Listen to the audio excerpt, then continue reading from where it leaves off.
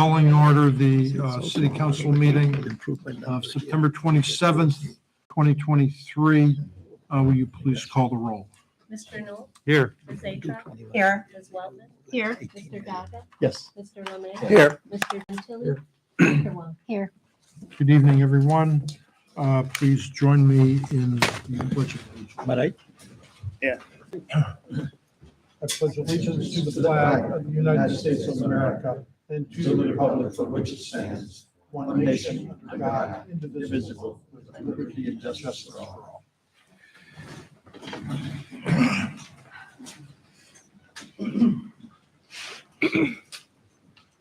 Council, our first agenda item relates to a application for conditional use permit that was applied for by the Goodman family and has been approved and recommended to council for adoption.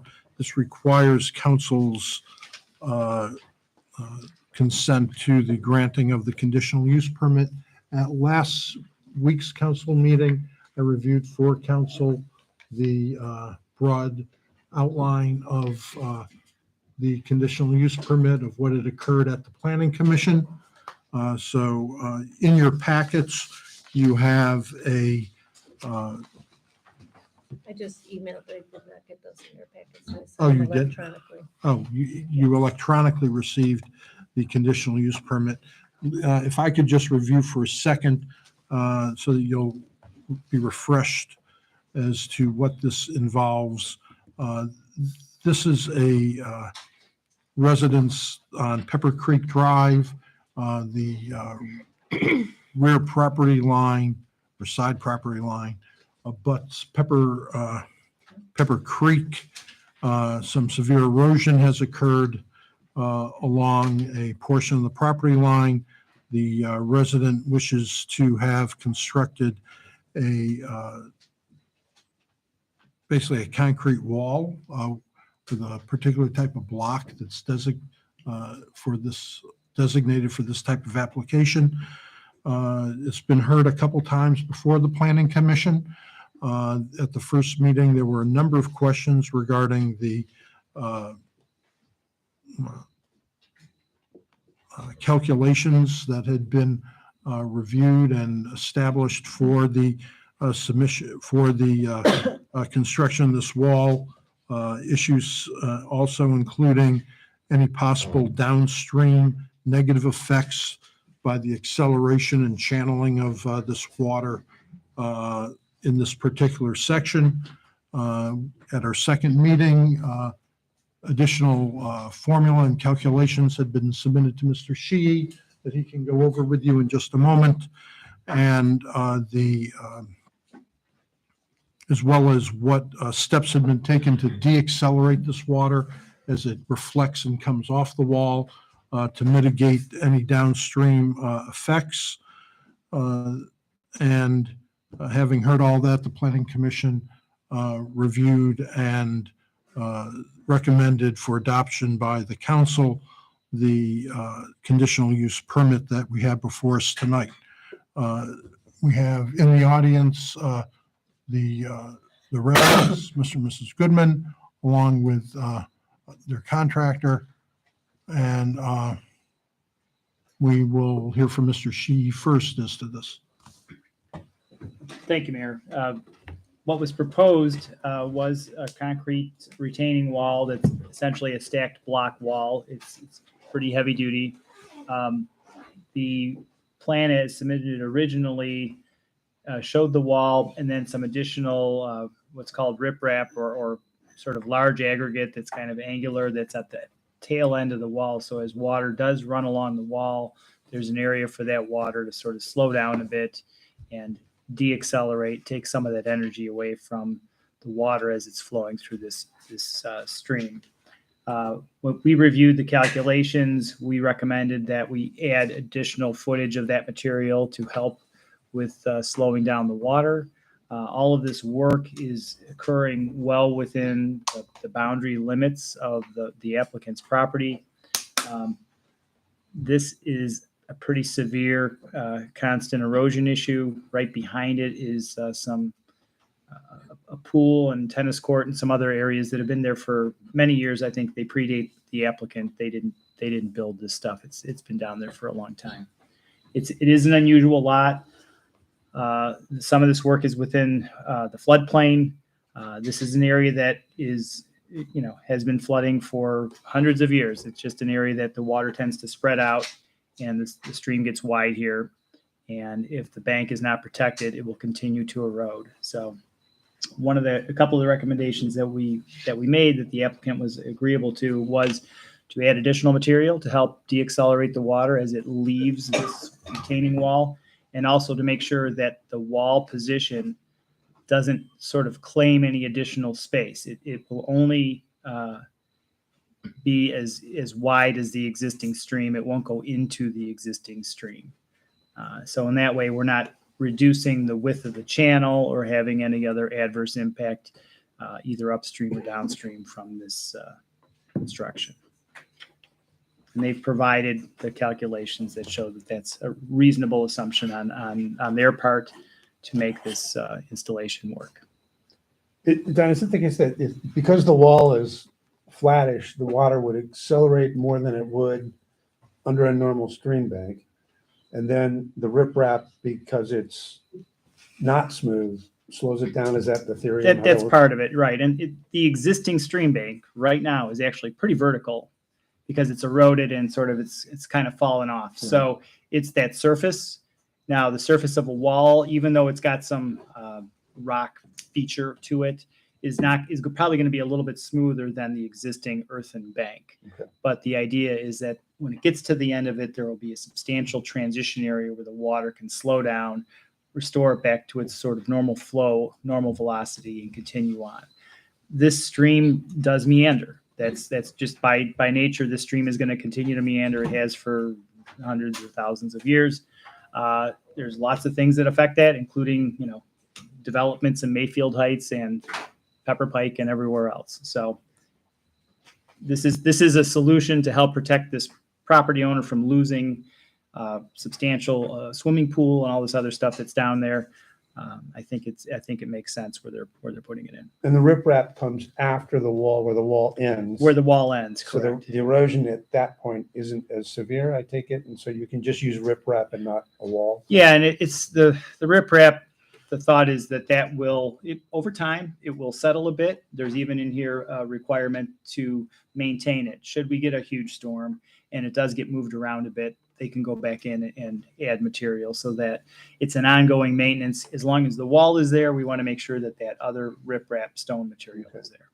So those in combination should mitigate substantially any risk of this making any downstream problem any worse. Yes, it's a reasonable approach without trying to evaluate and analyze the entire 10 miles of stream. Don, can you give us a little idea of the history, because some of that was included in this presentation, and why that hasn't worked? Yeah, they had actually gone with sort of a naturalized or soft material to use to reinforce or armor the stream. And this is a combination of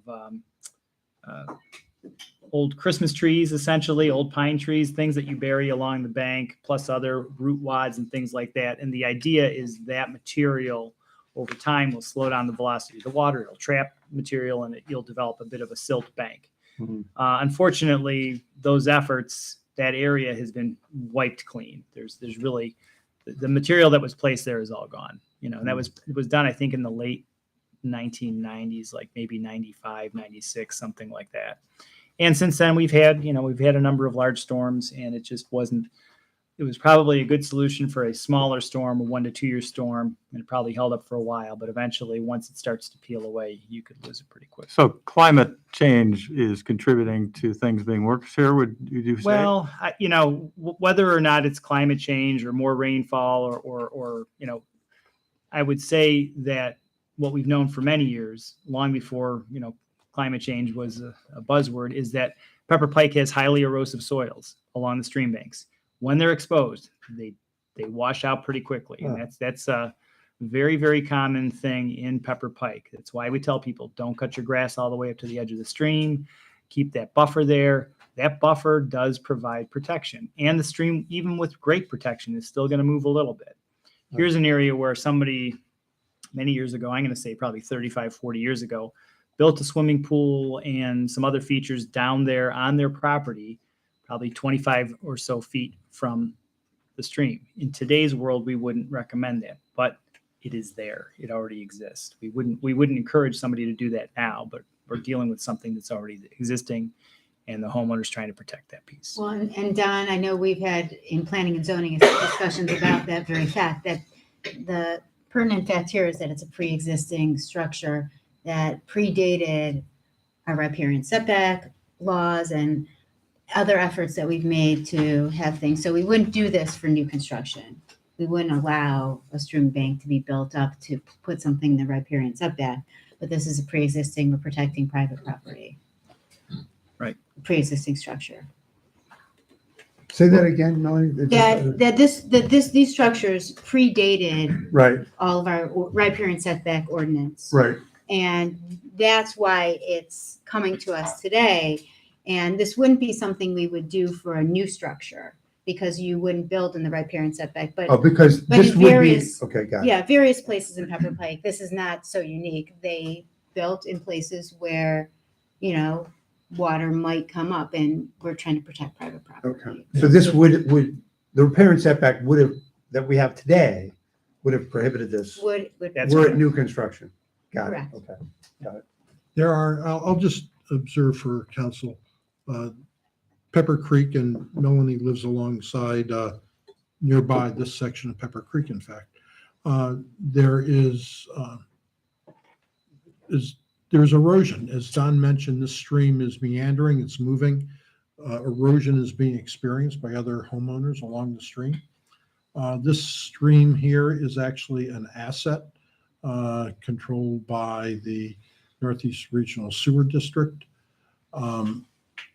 So while it's their asset, and they have provided millions of dollars in great contribution to the city so far as mitigating stormwater issues, flooding, things that have benefited the city greatly in their great triage of different projects that they need to attend to throughout the region.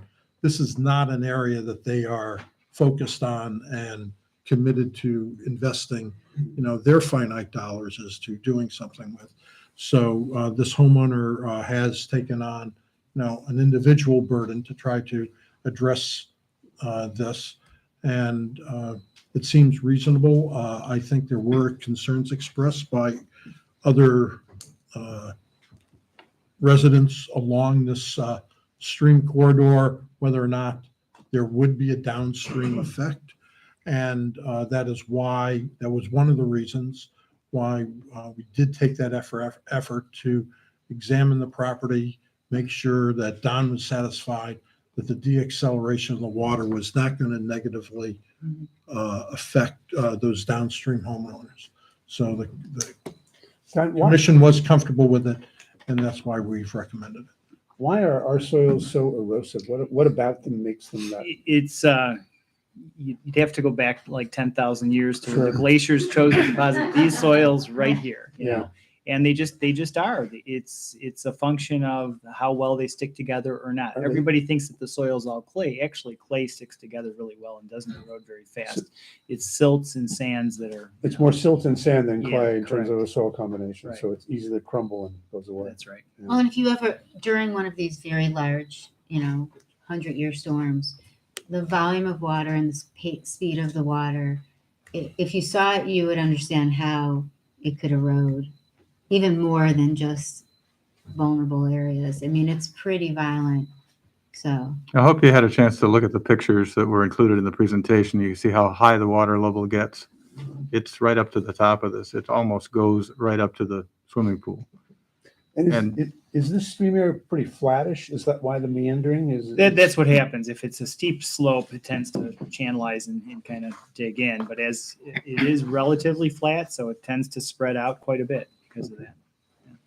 Dawn, is there anything as a city we can do to try to prevent more erosion of the creeks that we have? And what do you think? I mean, you said development's gonna make it worse, like impermeable surfaces, and we're gonna add an acre of impermeable surfaces on Gates Mills when we build the trail. What are we gonna anticipate then once we do that? It, if you pull the lens back a little further, the development that's adjacent to Pepper Creek Drive, Hunting Hollow, there's zero stormwater retention for this giant development that's literally right up against the creek. 50 years ago, that wasn't a thing. So everybody in Pepper Pike that has a house in Pepper Pike in some way contributes to the flow in this creek. So it's not a new thing. But when we do something like a path on Gates Mills Boulevard, we will install small stormwater retention areas and water recharge areas and take advantage of the green space to actually slow down and let that water reabsorb. So that's the strategy for something like that, a pavement project like that. And you can see in very visible ways the impacts that have happened from maybe 50 years ago. Some of these parts of Pepper Creek had little bridges over them, that were pretty well high over the creek. And I know one of them further down the street that was just blown out by a storm. That it had been there probably for 40 or 50 years. And, just more water for a range of reasons. Okay. Are there any more questions by council? I'd like to just make a comment. There's the procedure that's dictated by your code is Planning Commission makes a recommendation. You grant a conditional use permit per the code under the riparian setback ordinance. The conditions that the Planning and Zoning Commission recommended were continued maintenance, all of the things that are in the minutes there. And one of the things is that the property owner would need to sign an affidavit of fact identifying for the county records that this conditional use permit has been granted by council, because I'm not sure all of the title searches on a future property, on a purchase of the property, would identify this. Putting with the county records, it does make it a matter of record. And the work of putting a retaining wall next to the water will not transfer, the right to do that will not transfer to the next property owner. The conditional use permit is just granted to this property owner who's doing this work. It doesn't run with the property? It does not. Under the code, the subsequent purchaser of the property, in order to do maintenance work, would need to have the conditional use permit and come back and say, I'm going to continue to do what has been done. So just to understand, the conditional use permit is for the construction of the retaining wall In the maintenance. and the maintenance of it, but not its existence? Its existence would be what it is. I think the idea behind this is that the obligation to maintain it, the subsequent purchaser would have to come in and say, I'm going to continue to do that. And the city would have the authority to say to the property owner, you have a maintenance obligation here because you have a facility that's in the, and if they don't want to maintain it, then they would probably be obligated to take it out and suffer the erosion. I mean, theoretically, somebody could take out the pool and take out the wall and let the nature go back at it. Right. I'm So sorry. just to understand that, so first, we require a conditional use permit because, remind me of why this is tucked into. Yeah, we allow a few things by conditional use. One is like a crossing. If somebody wanted to put a bridge up now, there would be a conditional use granted for that. It'd have to go through the process, get Don's approval as to impact on the stream and that sort of thing. So you wouldn't have the same problem with the river flowing out, whatever the crossing would be. But this Stream bank stabilization is the second one. Landscaping, if somebody's going to do landscaping down in that would need to be permitted by the city because there's the right way and a wrong way to do landscaping down within Okay. the riparian setback. So understand, this is an exception to the riparian setback restrictions. Yes. So it's a In con- contrast to a variance. It's a conditional use that, Because there's a continuing obligation. Okay. With the variance, you grant the variance and you're done. It runs with the land. It runs with the land. okay, With a conditional use, because there's a maintenance obligation, because there is continuing duty of the property owner to maintain the facility that they want in the riparian area to protect their property, they have to agree to the conditions to allow that.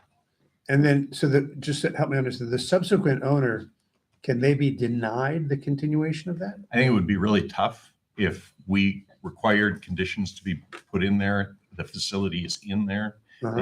I think the obligation would be for them to come in and say, yeah, I'm going to continue to maintain it. So to come in, Or theoretically, we could say, you don't have a permit to keep that facility there. You need to take it out unless you get permission. okay, but there's no way in the conditional use permit to have that obligation to maintain run with the land. No.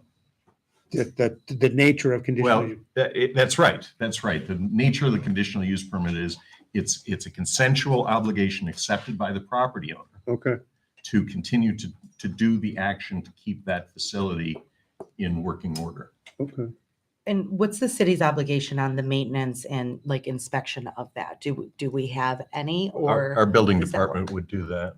okay, so he'll check once the wall is in and is there then an There- in annual? fact, one Almost of the- like I would compare this to like sewer or septic rather, that it's like Yeah. is there any permitting with that, Steve? One of the requirements would be the baseline documentation. I think that's a recommendation of the planning commission. That when we get to the motion, Sheila, I'd like you to read those conditions that I'll we, let the mayor read. I let the mayor read them. That's fine. I do like your voice, but we'll let the mayor do it. It won't hold. So that it's the continuing obligation of the person to do that. Steve, would the sewer district ever get involved in this at a later time if things continue to go as they do? Well, I suspect not. If they're not doing it now, I would suspect they would be hesitant to come in and say, they didn't help these folks. Why would they help the subsequent person? It's been accepted as a duty by the private property owner to protect their property. So they have the authority to do it, but I would be surprised as a policy matter whether they would or not. I'm not totally in line with the, I think that's more of it. No, I think you said it right. They can do it. The estimation of would they do it or not, I think they're very entitled to do it. It depends where in that list of triage they are. They have done work on this creek, just farther downstream or upstream of where this is right now. And that they were to return to it would not totally surprise me. I think what they would do though is likely not address it by approach to an individual residence or property owner, but would do it more in addressing a problem with the asset itself, as to just trying to deal with the creek. And that's maybe that's nuanced, but that would be a difference. I agree with that, and I think the neighborhood would probably be very happy if, some of the issues with the creek were addressed on a more global scale, to slow down. But I don't know if it's a priority. That's the understanding that Yeah. And it comes to my mind, Steve, mostly because I am aware that they were in that creek a little farther down the way just several years ago. Now, that may also signal it may be some years before they get back to that creek. So, but that they ultimately return would not shock me. I don't know. Just out of curiosity, do we have other properties that have needed this type of reinforcement? I know kind of that stream mitigation, the more the naturalized Yeah. is not uncommon. We've but had other these have- properties sometimes self-help without doing it necessarily appropriately, Okay, and seeking the conditional use permit allowing them to do it. But there, if you go through our creeks, you'll see people have had contractors put in gabion bags of material, things like that, to try to shore up the sides of the creek. Which I guess I should thank the Goodmans for going through the proper channels and process and submitting the application and doing this the right way. We, Yeah, no, I we agree. appreciate that. Because if you walk the creek, you would see, and I don't even know if any of these people who sometimes try to mitigate a circumstance that's challenging ever even received a conditional or requested a conditional use permit. They just tried to mitigate it. They might not even realize that they need to do that they're not allowed to do this. But people have been impacting the creek, possibly creating, I don't know, Don could speak to this, other problems. But, it's pretty hard to manage. It's back there in the woods behind people's houses. It's pretty hard to police, I think. Yeah, usually It it's- actually gets policed by regional sewer district. Ah. I've only they've seen them created- ever walk back there once. They've been there many, many scared me. times. Really? They have a really good digital file of the whole thing, and they're aware of some, I would say, minor violations. And you could look at it. Well, it's good to know they're they back have- there, even though, yeah. Nice Pop digital out. files. We've even done some work for them doing some of the documentation. Okay. But it serves as a good reminder to anybody who is watching or listening that it's all interconnected. That's the whole crux of it. Yeah. One thing and it affects everything else. And this work is going to be, would be performed under a National Army Corps of Engineer permit. There is a process this goes through. And as we hear the motion, you'll hear that it's also subject to the approvals and qualifications of regional and someone else. Army Corps and regional. Our Army, yeah, okay. John, does the block wall sit on a concrete base? Is that what? It does not. It's the wall itself is kind of a gravity wall. It's wide enough where you place the sort of the big Lego blocks down and they stay Okay. put. Their weight is what pretty much holds them. So they just level it out where it's going They to go, they use them like a stone base to level them out, and then they Okay. place them along that. and they're heavy enough just to resist. Okay, so the conditional use, Steve, just so I'm clear, would be phrased that it's also the conditional use is subject to those qualifications that were adopted by the planning commission, right? I would read Those- that into the record and Right. include that Very information. rough. This, It might be a little, all right, if I'm leaving something out, Don, please add. And my small question was just as a point of order, it's not a problem for me. It's appropriate for me to vote, correct? Even though I'm an adjacent landowner or You're not benefiting from this. exactly, I'm not benefiting. Okay. That was, I had a feeling, but I wanted to. So what we are looking for is a motion to adopt the recommendation of the Planning Commission for the granting of this conditional use permit, subject to the following. That the wall be placed as close to the existing bank as it can be, and the placement, it will be subject to the field verification by Mr. Sheehy at the time of its construction.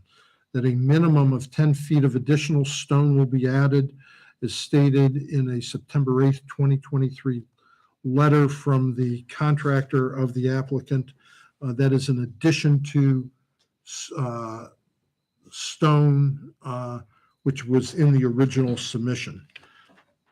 There will be an obligation of maintenance on the applicant to annually or more often if needed due to movement of the stone to maintain the wall and the additional stone for purposes of deaccelerating the water flow in the stream.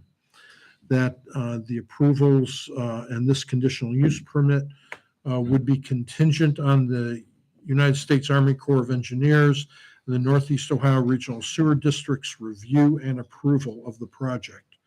That an affidavit of fact will be filed with the county for this conditional use permit, subject to this continuing obligation, so that subsequent purchasers will be aware of the conditions of this conditional use permit and that continued obligation of maintenance.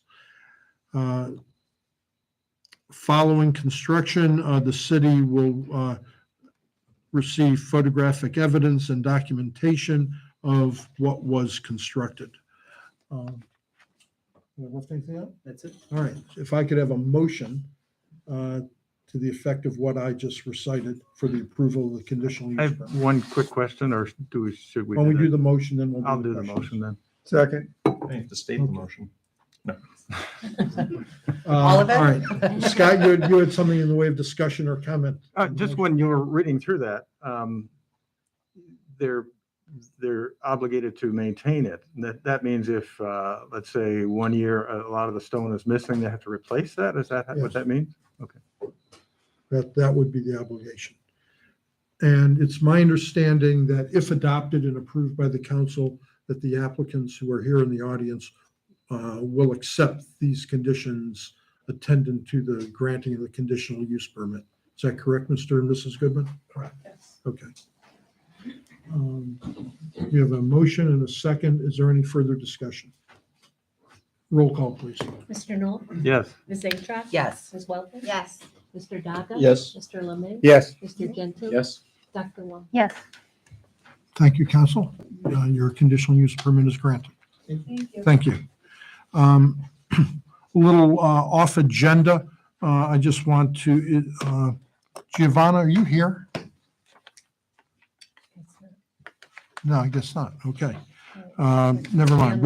We were going to have a visit from our Congresswoman's office, but apparently she did not She make it might wait till audience comments, so I told her, to come later. yes. Okay, So maybe, she may not. be maybe ready. she'll be here later. Next, we will look at ordinance 2023-11.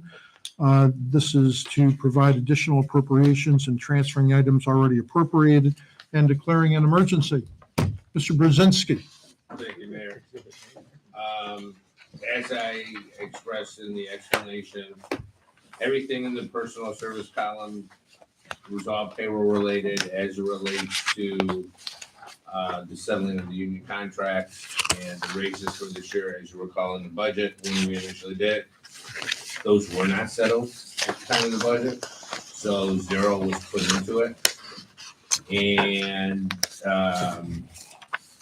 our payroll guru, Sheila, we also trued up. The timing of when we turn in the budget doesn't 100% correspond with the actual timing of open enrollment and how long people have to choose healthcare, not choose healthcare, opt in, opt out. And we had some changes there, as well as the settling of our dental contract that didn't get finalized until December. That's why you see like an $80 increase in the mayor's budget. That's strictly related to dental coverage. So that is the explanation for the various personal service items. On the transfer piece to the capital projects fund, last week we discussed the catch basin cleaner, street sweeper for the 335. An item that was not budgeted in 2023. So we're looking to transfer that money into the capital projects fund. And the other piece, in April, Don explained to city council that we're gonna be working on the Edgewood water line, and how it ultimately ended up shaking out is Cleveland Water wants us to actually do the contract with the vendor. They will then send us the funds for that. That's everything but After personal we've services, already everything but committed to the appropriation side of it. salaries and So benefits. in that case, I'm looking for an advance of the $693,900. We will advance the money from the general fund to the capital projects fund so I can do the appropriation. Also, later this year, Cleveland Water will give us that money back into our coffers, and then I'll simply advance that money back into the general fund. Okay, So that's more of like a temporary borrowing, whereas the transfer is more permanent in nature. got it. So if I read correctly, Okay. you want to go first? Yeah, just, Joe, just tracking through this, and I know this is fund accounting and there's double counting, there's all kinds of things we just need to make sure. Going down to the first of the personal service column. Uh-huh. So the fire levy fund, pension, police pension and fire pension fund, those are all tied, those increases are all tied to the union contract or Correct. Well, the pension piece of it is. the pension piece, that's what I'm Yes. understanding. So that, okay. So that, can you say more on that? Give me some color. So we settled those three contracts. They weren't in the budget. I get that. So we need. Right, but a raise will cause more money in the Those day-to-day funds. payroll, which will then elevate the pension piece. our Obligation, Employer okay. portion of the pension piece. And those three numbers just represent that. That's what's going on there. In the, Well, for the fire and police pension fund, yes. how about the fire levy fund? Under the fire levy, that also includes the wage increase, the lump sum that we did, et cetera. That runs through the fire levy fund. Correct. Okay. And then, okay. Why don't you go next? And then I I have one more. The way I want to just, again, I need to simplify it for me to understand. When all is said and done, we are not adding $3 million to city budget. What we're really adding is $335,000 to buy new equipment and $350,000 additional payroll costs. Everything else is double counted. Correct. Just want to make sure everybody understand that. This is Well, not a and- $3 million. Very succinct application, Mr. Monadaga. I Okay. appreciate And that. the 693. But that's in and out. That comes in and 900 goes will out. come in on the revenue Yeah. side. Yeah, but that's in and out. So I took the But six. that's not reflected here because this is just appropriation. I got it. Correct. I got it. I'm just trying to get to what's the real Sure. additional cost to the city Right. from this revision. Right. And that is 350 plus the 335. Those are new costs that were not in the original budget. Correct. Ev- Please, go ahead. I can agree. complete. So the bottom of the bottom of the personal service column is the 350 he's talking about. Yeah. So that's all due to the settlement contracts. And then, except for the one, the public lands and buildings, that 860, what was that, Jen, or Joe?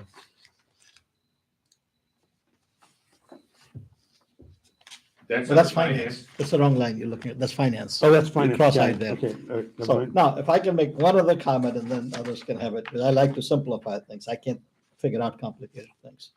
So right now, if you look at this total at the final column, it'll appear as though city budget is $21 million. I think what we need to understand is the way fund accounting works, 3.35 million of transfers and $693,000 of this reimbursement from Cleveland Water is double counted.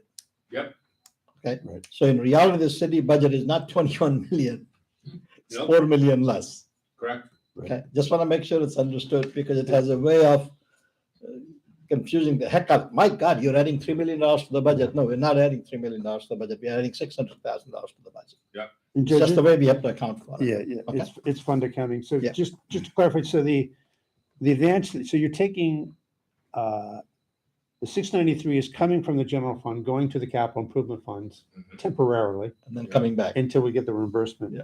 And then on the capital account, the 102,900 Is a combination of the The two items. 335 and the and the 693. 693. Got it. Okay.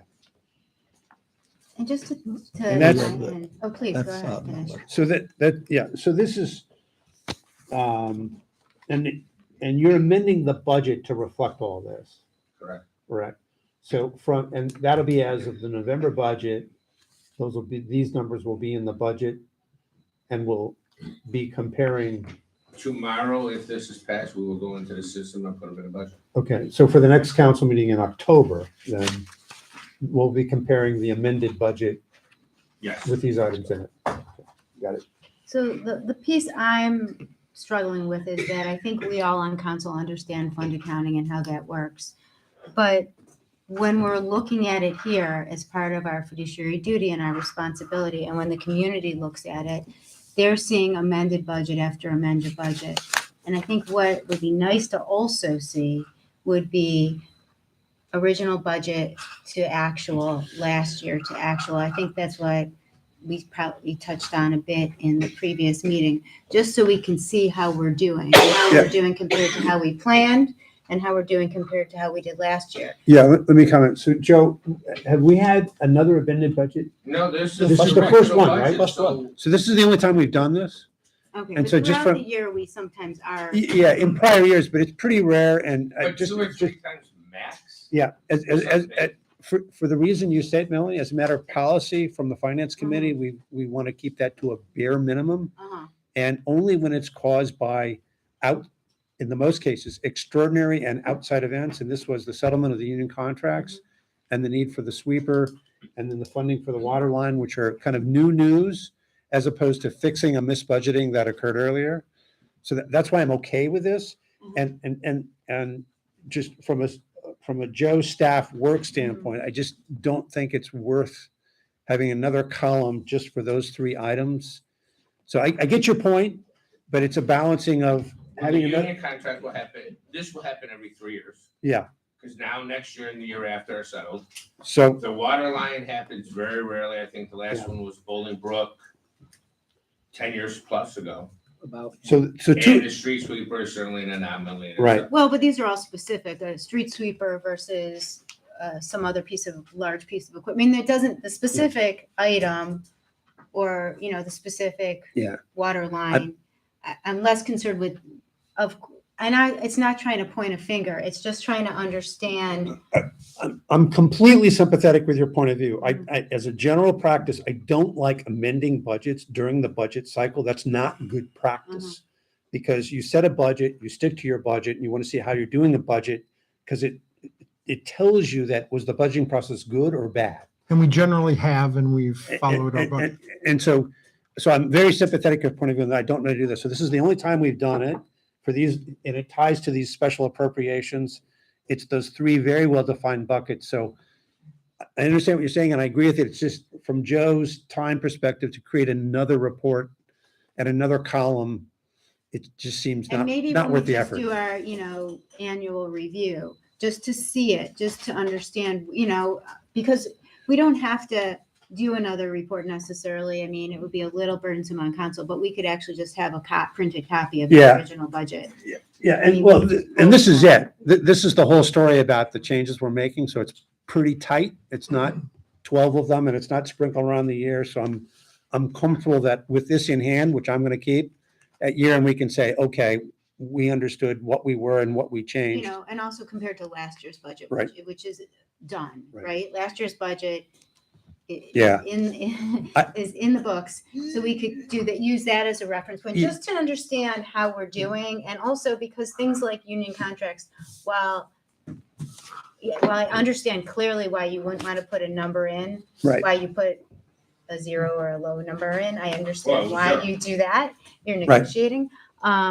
And so it's very understandable that a different number is Yeah, added yeah, in. yeah. But So I just think it would be nice to see Yeah, it. I'm so that it's just, that's why we've been really hard on not doing this except for exogenous events that drive an unusual change. Mhm. And then we need the appropriation anyway.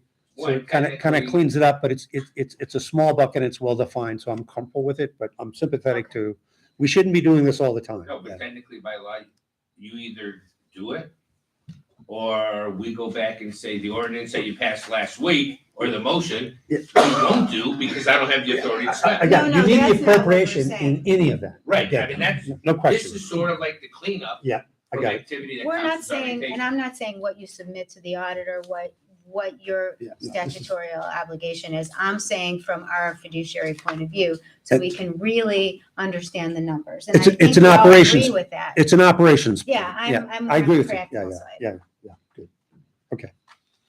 Joe, just a question. We said the annual city budget is 3 million less than the 21, so it's around 18 million. Is that right? It's almost 4 million less. Oh, In 4 raw million. cash. Okay. Because what happens is when we transfer money from the general fund to capital improvement, that counts as an expenditure. And when capital fund expenses counting. counts as expenses again. It's really one expense, one is a Right. transfer, Okay. but it has to be shown that way. So when we look at 21 million, that was my whole purpose Yeah. to say, let's not assume we spent $21 million. It's really 21 million minus the 4 million of double counted monies. Okay. That's what I was talking Any further discussion? Then, could we have a motion to suspend? Um, So moved. Oh, sorry. Go ahead. Second. Roll call, please. Mr. Knoll, Yes. Ms. Atruk, Yes. Ms. Weltman, You know, we do have some hesitation about suspending the rule, but I'll vote yes. I think that there are several of us that would love to do it on at least 2 On readings. multiple readings. But yes, Whether we can't start the project for the water. well, I understand, but there, No, but I'm just saying, we won't be able to start that if project. we got in the habit of doing it, it wouldn't be a problem. Yeah. Other entities don't suspend the rule. I'm just saying they don't. Not other entities. I mean, I- typically, we've always done it this way, especially on activity that we've already approved through council. Yeah, I'm comfortable. okay, Mr. Lemay, or did we finish? You do roll not, call? no, no. I think Mr. the voting, Daga? no, I think, They I said vote. yes. Sorry. She said he- yes, yeah. now it's my turn. Mr. Daga? Yes. Mr. Lemay? I gotta vote for my motion. Mr. Gentile? Yes. Dr. Wall? Yes. All right, and next, a motion for the adoption of 2023-11. Do we have a motion? So moved. Second. Any further discussion? Roll call, please. Mr. Knoll, Yes. Ms. Atruk, Yes. Ms. Weltman? Yes. Mr. Daga? Yes. Mr. Lemay? Yes. Mr. Gentile? Yes. Dr. Wall? Yes. Okay, thank you. Next, it was last week or a prior meeting, there was a request that we have a discussion or an update regarding the heating of the outdoor bathroom and also the status of any renovation of council chambers. So first, let's hear a report from Mr. Advent regarding the outdoor bathroom.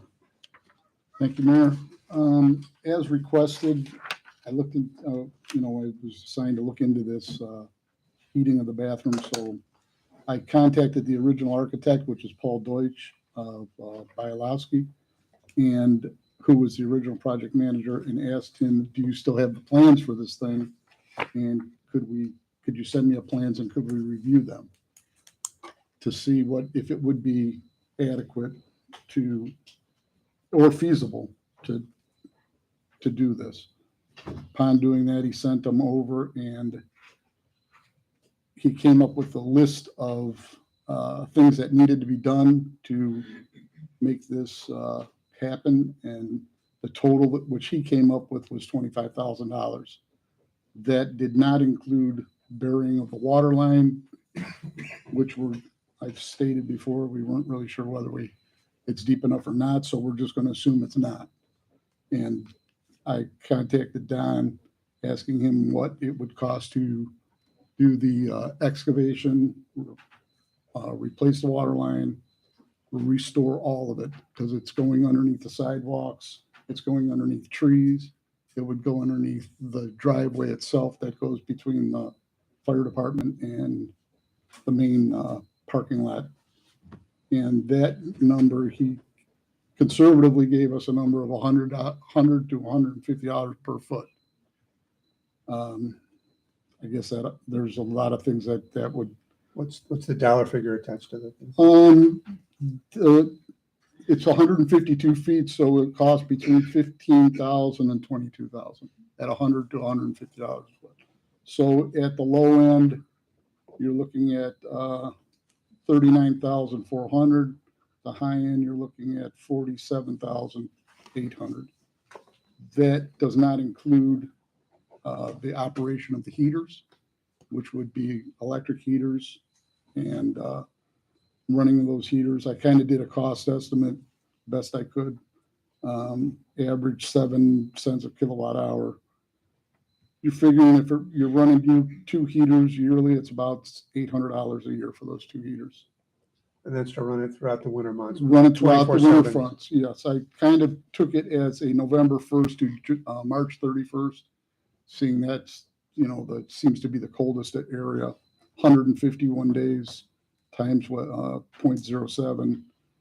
So that's where I came up with that number. 800 About $800 total. Electricity cost. Yes. And does that tail end with the timing of when you're shutting the bathroom down? Well, we wouldn't shut it down. No, previous. No, yeah, we usually shut it down right around August. The problem is the later opening, as opposed to the time we're shutting it down.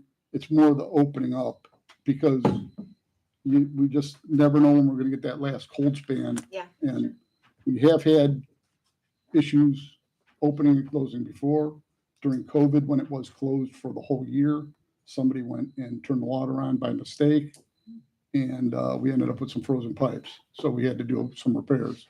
So it's not that it happens. We try to make sure that it doesn't happen, but that's the numbers that we were looking at. It can't be just a space heater. You can't just, I mean, this is a public park. It cannot be, it has to be done right. So that's where some of Paul's numbers came from. That's insulating block, insulating the ceilings, replacing the metal doors because they're hollow. Adding vents to the plumbing chase, which the building is actually built in almost 3 rooms. You see 2 rooms, but there's a space in between that is totally unheated. We would have to break vents into there and possibly put a circulating fan in that, which would be additional costs. Possibly running heat wire around some of the plumbing, which would be extremely difficult because all that plumbing is in a chase, which is only about that way. So it's very difficult to do some of the work in there. So that's kind of where we were at. Then there'd be a We cleaning- also have a many cleaning young cost. trees and stuff in the area, which we would have to deal with. Those trees weren't there when this thing was put up, and now we're back there digging through tree roots and stuff, so. I have a There'd be a question. ongoing maintenance cleaning. Yes, we would have to continue our maintenance of cleaning, and I believe that's $125 a month. Maybe you could scale it back a little bit, but that's kind of that's what we're doing now. It gets cleaned a couple times a week, and then we also go in there before we have events and take care of things where So usually close November, usually closes right around November 1st. November 1st. Could, if it's warm, we kind of play it Play it by ear. because Okay. it's, even in November, it doesn't get super cold. We may get a snow, we may get some, but it may get down in the 40s. It's those sustained cold temperatures. And it doesn't take much for all the works inside that thing to freeze. Jim, the redoing the water lines, can you drill those horizontally, or does that require digging down or doing all the pavement and everything? Yeah, that would require digging down, I think. And If we you didn't drilled try- it horizontally, there's probably too many things that you'd interfere with. You might bore right through something else that's buried out there. yeah, we have sewer lines running out There's a there. lot, there's a lot of stuff out there. And we're confident that it's above the freeze line? I would say yes, because it was never planned to be opened in the winter. And the conduit is buried, I think, at 24 inches.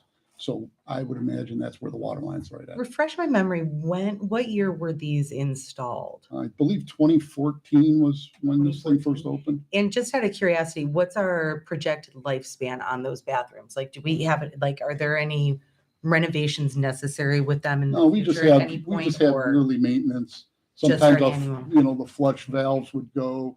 This year, we've had to replace a faucet that finally broke. Okay. We get into the maintenance. I don't put a number on it. Sometimes it's $500 a year. If we paint the whole thing, we'll come in there in the spring, we paint it all, clean, get it all refreshed. Like I say, the water lines, if we have to do stuff like that, we've had to replace the drinking fountain.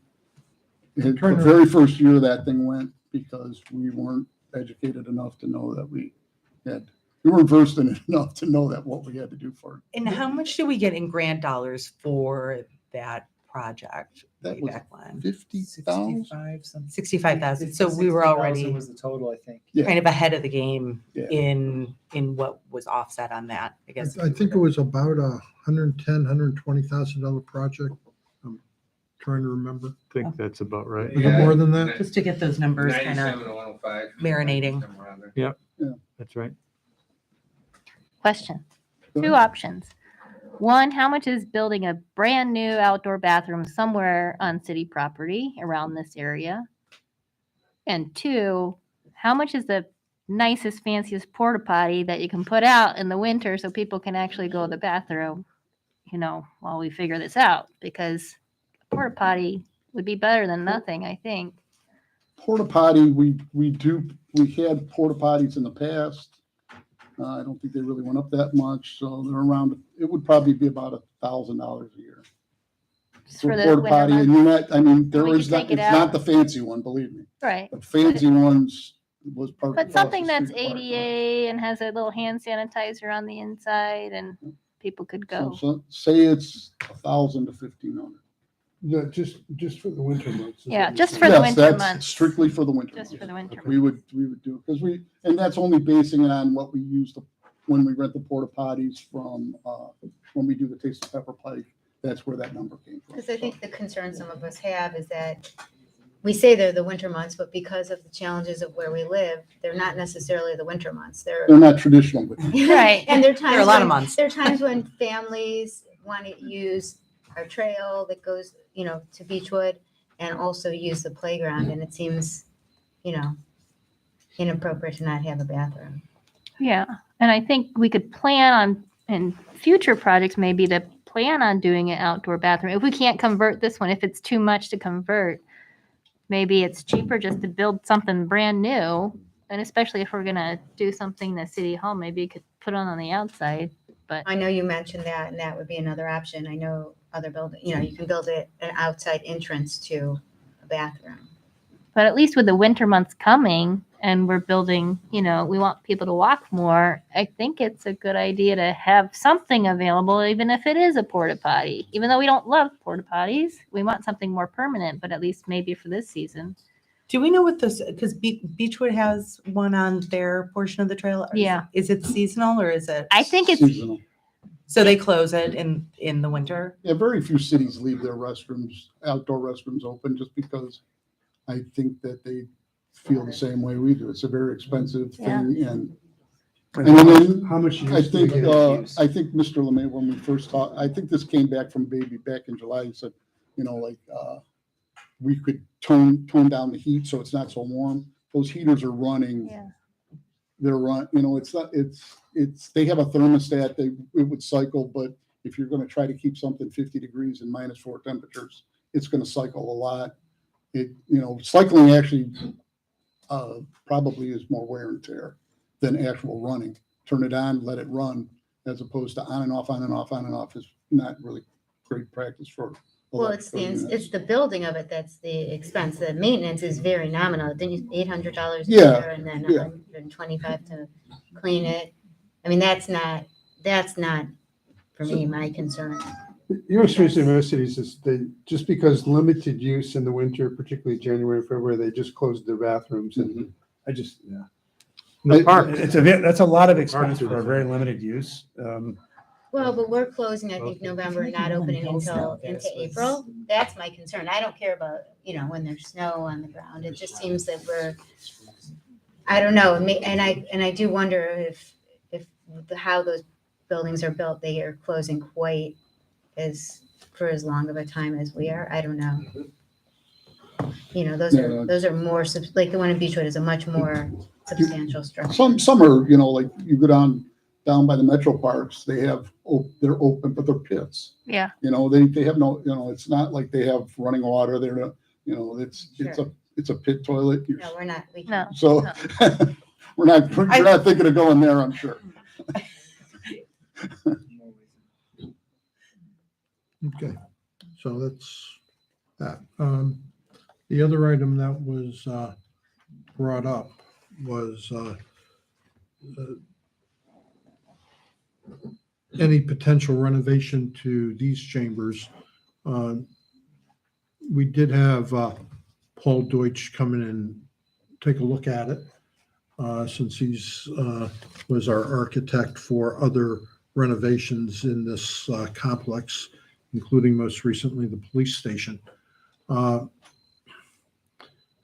One thing I shared with Paul is if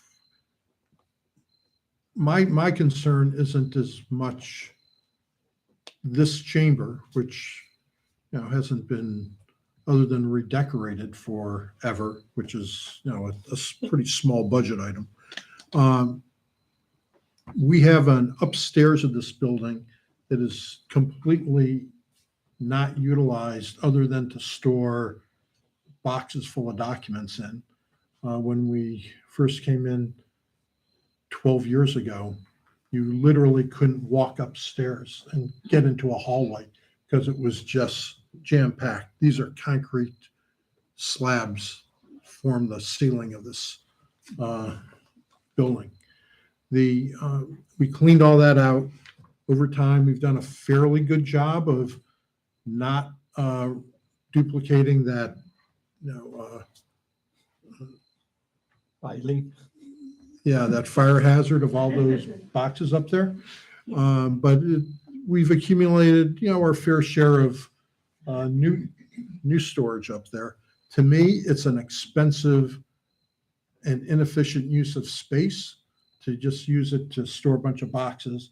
That's why they've invented digitized documents and Iron Mountain. If you have to keep it in paper, there are reasons why people don't dedicate half a building to storing their documents in old paper. So I would suggest, if we're going to look at something like this, of renovating this chamber, that we actually try to make good use of the rest of this building. And How are those two connected? just that if we're going to start, because of what would have to occur to this room, it doesn't have to be. You don't have to do both. Yeah. I'm just suggesting that if we were to do this, we just are coming out of one of our episodic moments of when this chamber becomes, you know, too small. It's not often. It happens every now and then. Right. And we saw it with the sidewalk discussion. We saw it with Medina Creative Living. We saw it with Beach Brook. I may be missing one, but I think most of my Medina Creative Living happened over Zoom. There right. were be honest. planning and zoning And, meetings a though lot that of were that did. in the hallway. So there are different, you know, it's pretty episodic when we do it. You know, 90% of the time, this chamber is fine. And we were able during the sidewalk discussion to, you know, make use of our friends over at the schools to use their facilities, which was great, and it worked out just fine. Not to say that, you know, there's anything conceptually wrong with our being able to have the capability of handling those periodic things ourselves. That's why we have it up for discussion, and it had been asked to be up for discussion. A problem with upstairs had been air circulation, air conditioning, heat.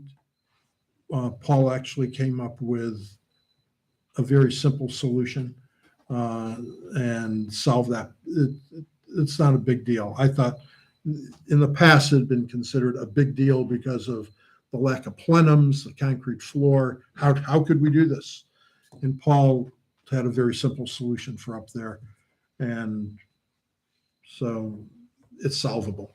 But that can't become council chambers. That's just additional space. No, but what it would do, if we were to look at it that way, and I'm going through this because there are different variations on the theme.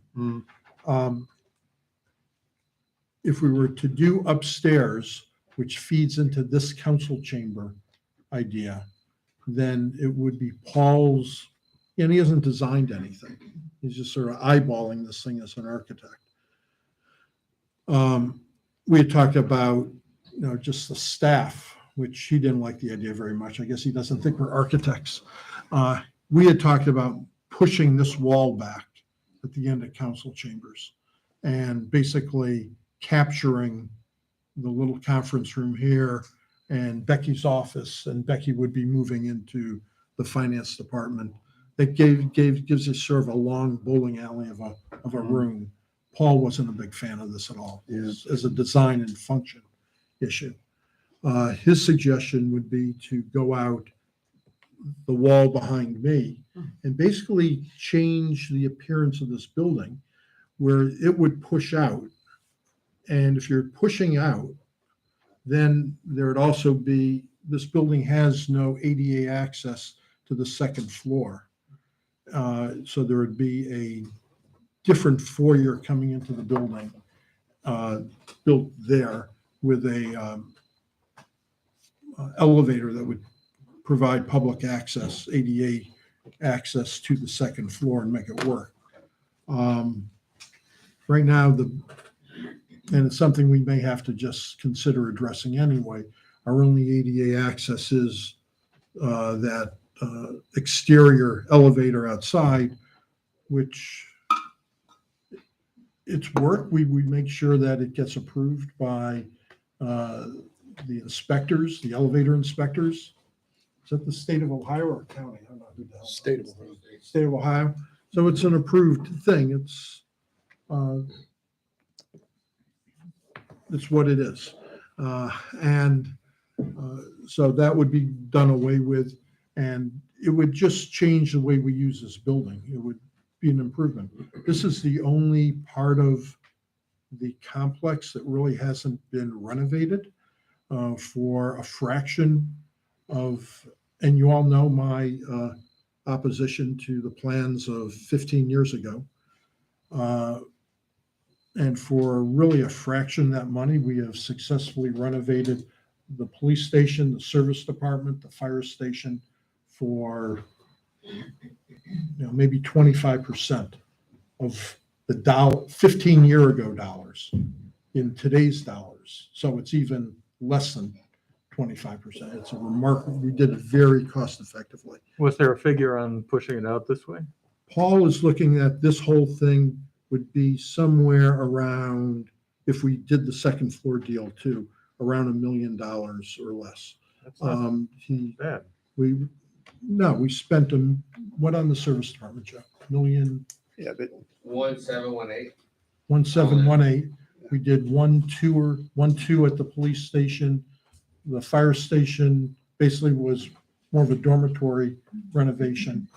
And we did that for $200,000-300,000.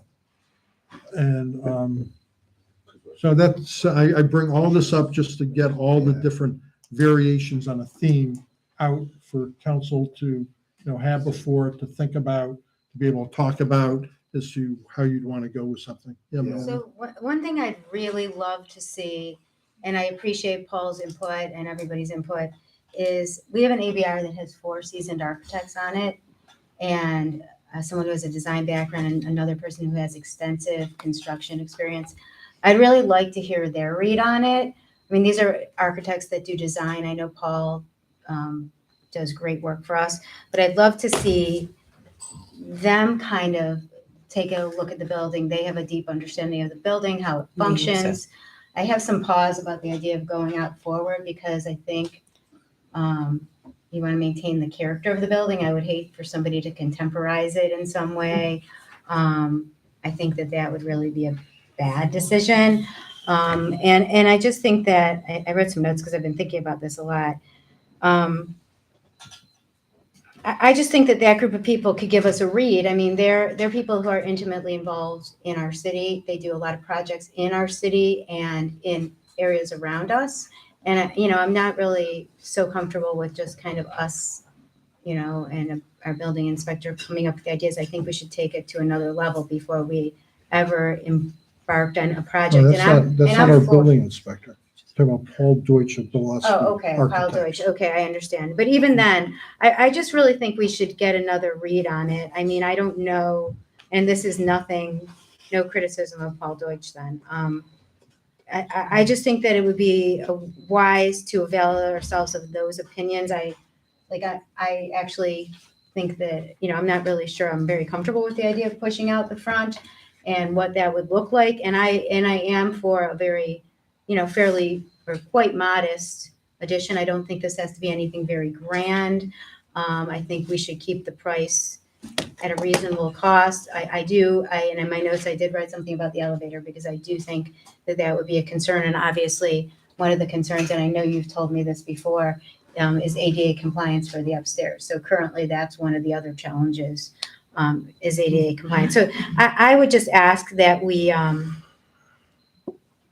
bring some of those people into it and get kind of a bigger, more comprehensive read, some brainstorming. I think that would be helpful. Yeah, I don't have a problem with bringing them in. I would just note that two of them are basically,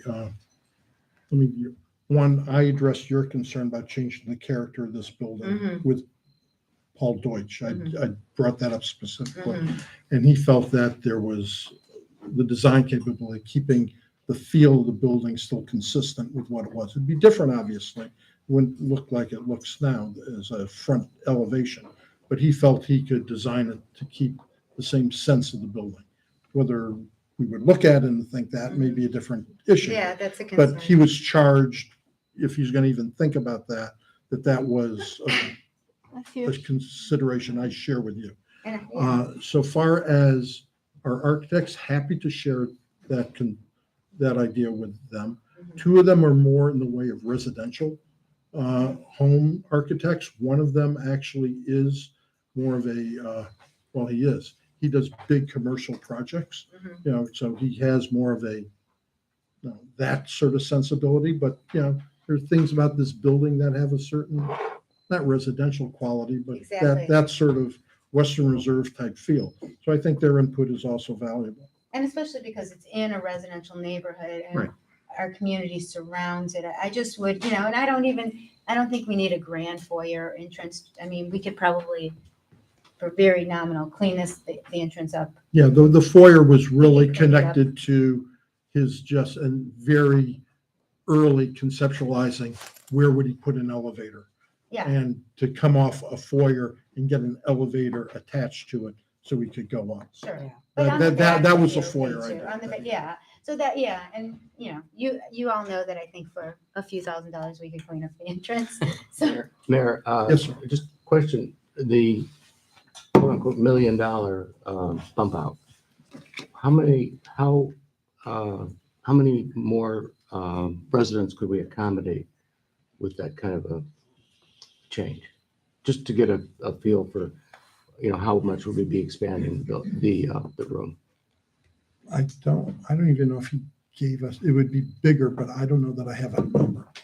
I don't think I have that number, Tony. That would be a sort of an important Yeah, I agree. statistic to have, because if we're gonna, add one more row Yeah. for $1 million, I don't think so. It was a bunch bigger, but I don't know that, it wasn't designed, and I don't know that he gave me a number.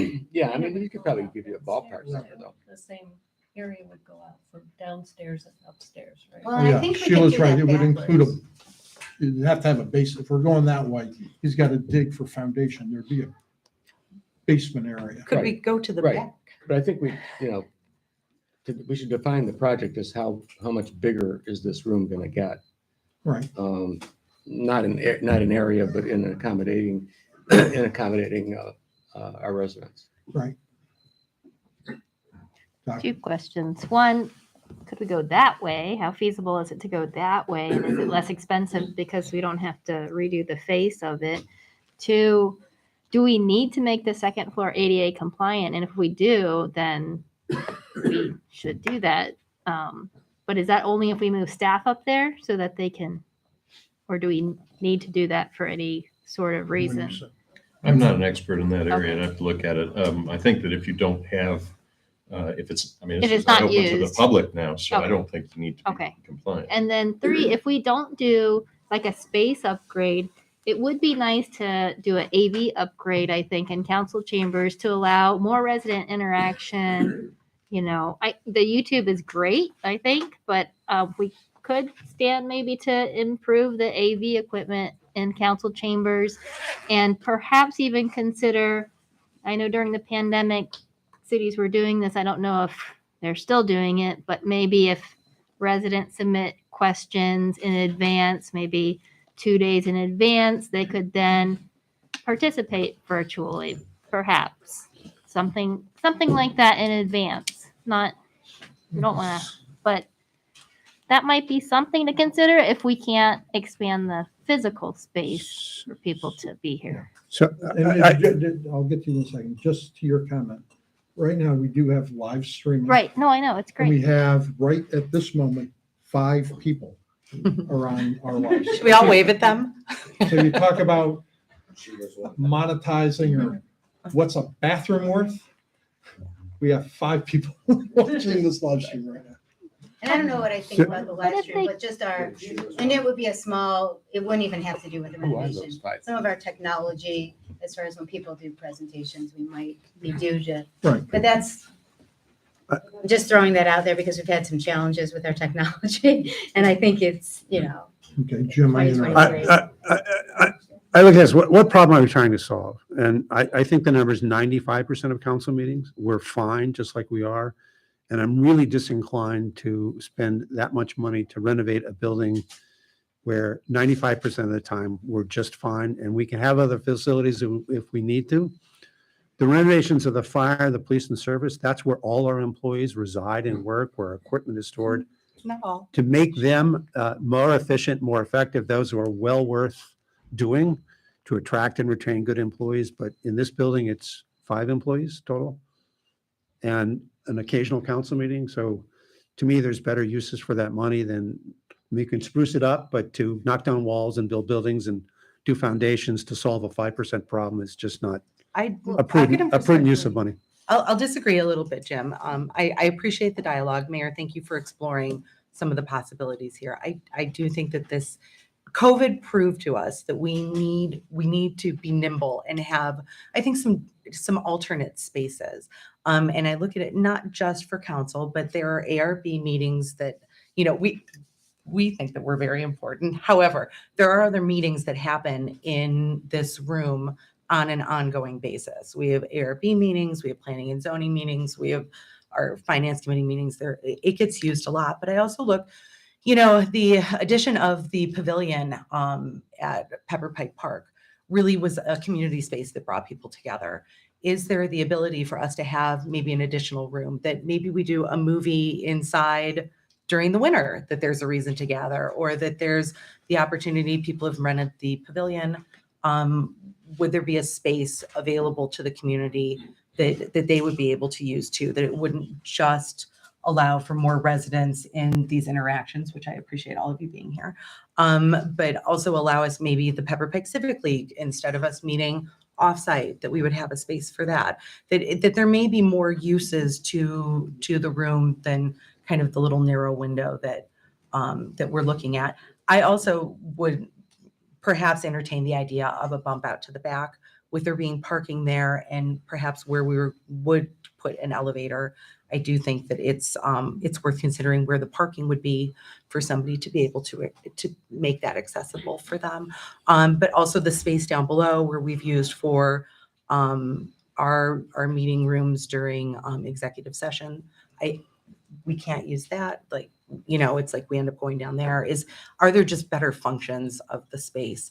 And I'm sure that more things will come to my mind during the discussion. But I really do appreciate us all getting involved in this. Whether or not we do it is another question, but I think that why not try and hit all of the wants and then scale back? And I do think that the 5 employees that are here would benefit from that as well. So, And just one additional point, I'd be really curious to understand what the numbers would be if we pushed out the back, because we're throwing around this $1 million number, and it might be the same thing if we push out the back. I would just want to know that, because if it was significantly less, it impacts the conversation, and we wouldn't have maybe some of, there's already a building, a room on the back of this building. So I'd be curious about those figures and understanding that. And Melanie, I'd be more comfortable with the point that you made earlier, going out the back, because then we don't have to do anything to the front. You're never going to match the brick. Even if you design it exactly the same, it's not going to be the same. And if we could go out the back, we're not changing our face. I have absolutely no recollection of why Paul was going this way Yeah, as opposed to that Yeah, way. this makes sense. You don't I have can, to I can drive. tell you why. Why is it not? If you go that way, you have all your telecommunications from the police. You have all of your backup power. There's a ton of utilities that There's way. a So big gas mains there's a, right, there's, right there there. are a lot of obstructions that way, including your current access, your ADA access to the lower level. All of those things are that way. So even though cosmetically, you immediately think it's gonna be Wait, what's difficult to that? match the brick, Park. you're gonna spend, I don't know, $100,000 or more relocating some of those utilities before you start doing any addition. But some of that money spent, like I just did a kitchen remodel, and sometimes that granted $100,000 is a decent amount of money. I'm not saying that, but sometimes the end result in spending those dollars ends up being so much better. So I'm not opposed to exploring the possibility of, so what if we did move those utilities and we spend the money and it ends up being wonderful? Well, I'll certainly ask him about those issues. Yeah. I'd like to say, if I could, Sure, Please, Scott, please. please. I've been listening to everybody. You have. It's It is yours. Very patient. Thank you. First of all, I think Paul, with all due respect, Paul has done a great job of maintaining the character of the buildings that he has redesigned. And I think if you look at the front of the service department, it doesn't look really too much different than it did, but it's expanded quite a bit. And the brick, I think, matches really well. So I think with skill, that could be done that way. And that would solve a lot of the problems Don is talking about with utilities. I also give a lot of credence to what Dr. Wong says about we could upgrade the AV capabilities here. And it's not just whether we want to go live or whatever online. It's that in this building or in this room right here, it's very difficult to, first of all, have a speaker somewhere. Let's say we wanted to have a podium where people could speak. It kind of has to go right here right now. Otherwise, somebody's back is to it. And then being able to see the screens, we only have one screen right now. You could reconfigure this if we pushed it out. It doesn't matter which way you go back and forward. If you have a bigger space, there's a lot more capability there. I also think the ADA compliant issue is extraordinarily important. And I personally, I know people disagree, but if you're able to do this for $1 million, which, as you say, Mayor, is a lot less than what the original proposal was from years back, in today's dollars, I think it's not all that much. And it's the old, if you build it, they will come. If we have a bigger space that can do a lot more, I think we would find uses for it. I really, truly do. Those are just my thoughts. I mean, I respect what everybody said, but I think it's the world is changing, and I think it's time to keep up with that. And when I was disabled and I had to come through, it's a little odd not to have ADA through the front door and you have to go through the back. It worked out great. The elevator works great, but we may want to consider a ramp or something to allow from the front to get in. So Mayor, clearly with the discussion we've had here tonight, I think this is something that's worth having a further discussion on. And I don't know what the proper forum is for that, but Maybe. I mean, I think there's a lot of ideas and a lot of alternatives, and we need more information. And I think we should at least continue to talk about it and not say, I might say $1 million is too much. Scott might say $1 million is fine. It's $1 million enough, is it not? Yeah. But I might also say $1 million is okay. All I'm saying is that I think that this discussion has been fruitful, and I think we should continue to talk and see where it might lead us. All right, I will pursue, the different questions and suggestions that people had. I'll bounce at a minimum. I'm not engaged. We're not engaging or paying these basically volunteer architects on our board to do Well, things. but that's why I thought, Maybe- they're already here and. Yeah, I'm going to at least bounce Paul's ideas off of them to see, take some measure of what do they think of those ideas. And I'll report back to council when We know all this. Can we turn on the air? Can, what, I'm sorry, Can we what? turn on the We air? could open some windows. Can we turn on the air? Open. It's 65 degrees. Getting a That's to little, incentivize a short meeting. We have our window We open. opened the window. There's 2 windows over there. Oh. Yeah. It's 65 out. oh, you're, well, I don't know. Well, he's wearing. With everything going around, air So- circulation. Brain power. Yeah, brain Causing- power. It's causing causing heat. it heat. Causing heat. Is this something that we should also There's a discuss in road chamber and in there. infrastructure? I I would advise Send me you. an email so that I can communicate with you or your attorney regarding the affidavit. Yeah, okay, you guys just Their talk. offices there. Yep. Different. Dr. Watt. Different than Kathy, to me. I'm ready for you now. Oh, I was just wondering, is this something we should speak about in road and infrastructure, or should we keep it in council? I think it's fine to talk about it, road and infrastructure. I think it's fine. Because we have a meeting We'll next. put it on the agenda for the next meeting. Okay, I think it just has to keep cycling Yeah, back. just kind of, yeah, So if there's a yeah, it's- conversation, it this cycles back. isn't right. on a short leash deadline, so Right. we can, No, it should be right. okay. We'll hear from our committees.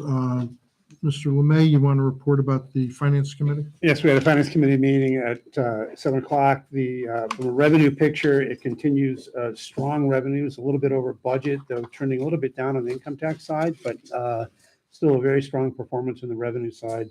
Expenses are in line except for the 3 appropriation items we're going to change, which is the waterline project and the result of the union settlement contracts and the street sweeper. Other than that, expenses are in line with budget. So very solid financial position for the city. Thank you. That's all the committees that have met since last. Chiefs, anything? Just a quick public service announcement. As the election season heats up, there'll be more political signs around the city, which often lead to more sign complaints from our residents. And we just wanted to quickly remind everybody of the 20-foot from the roadway setback with signs, as well as the 6 feet from the property line setback and not on public property. And we're gonna go ahead and do a social media post as well to make sure that residents are aware. We like the enthusiasm, we just don't like when people become upset about it. Right. I appreciate your comments about that, Chief, because neither the police nor service department nor building department like to be the sign police. And it's not necessary for them to have to do that if candidates of issues or race, and I'm not suggesting anyone in this room who might be a candidate has violated this rule. But if you see someone, because we also often don't place our own sign. You give it to someone and they stick it somewhere. If you see it, if it's your sign or an issue that you're associated with in the wrong place, stop and move the sign so that we don't have to be in the very uncomfortable position. We do not like to monitor First Amendment political speech. It's not a place we like to be.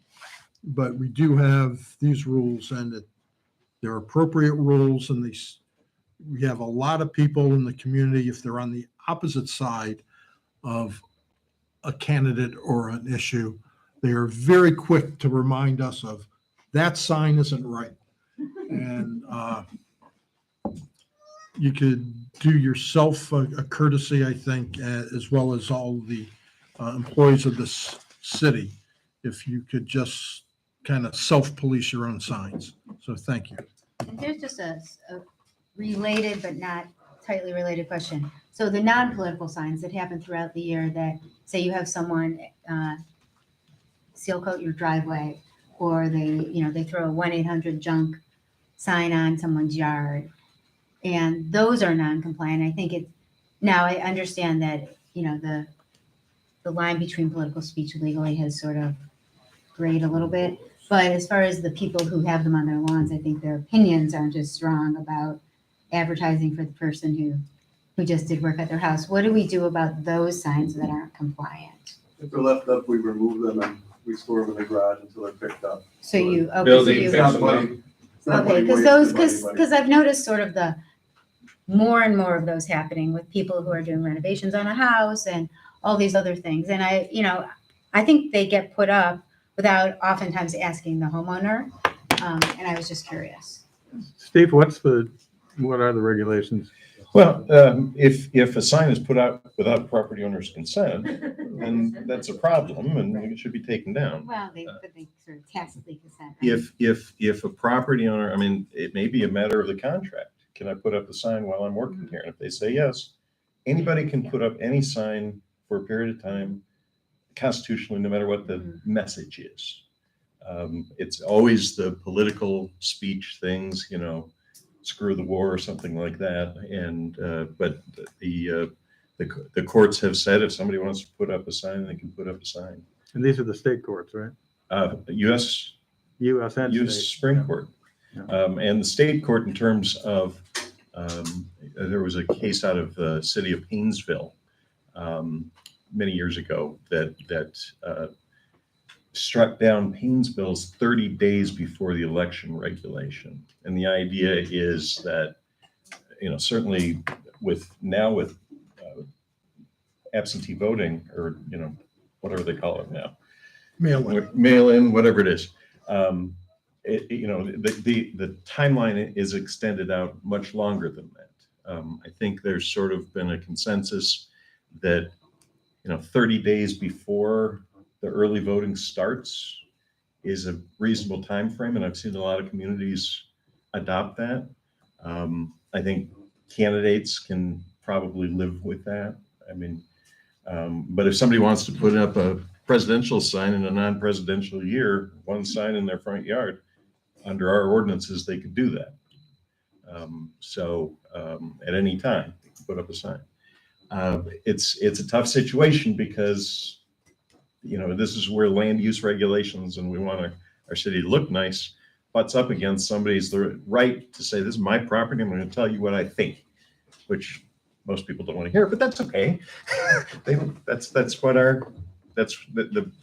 Constitution protects the unpopular speech.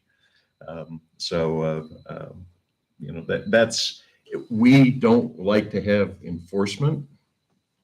It's a difficult thing to do. You're going in front of a judge and the judge is saying, this guy's got a property right. And the Constitution gives them a First Amendment right to do this. So we urge people to comply. I had a conversation with the judge in one of my communities who was putting up a sign. And he said, the Constitution says I can put up this sign. And I said, you're right. But as a political matter, do you think people would want a judge who's not following what the ordinances say? And that would be true, I suppose, for council candidates too. But that's a philosophical argument, not a legal argument. Well, So- that's why I know that basically the read on the law has changed about political speech not being really differentiated from advertising. But I mean, I just know it's happened to me. I had a contractor, they put up a sign. I actually looked at the contract. There was nothing in there but a sign.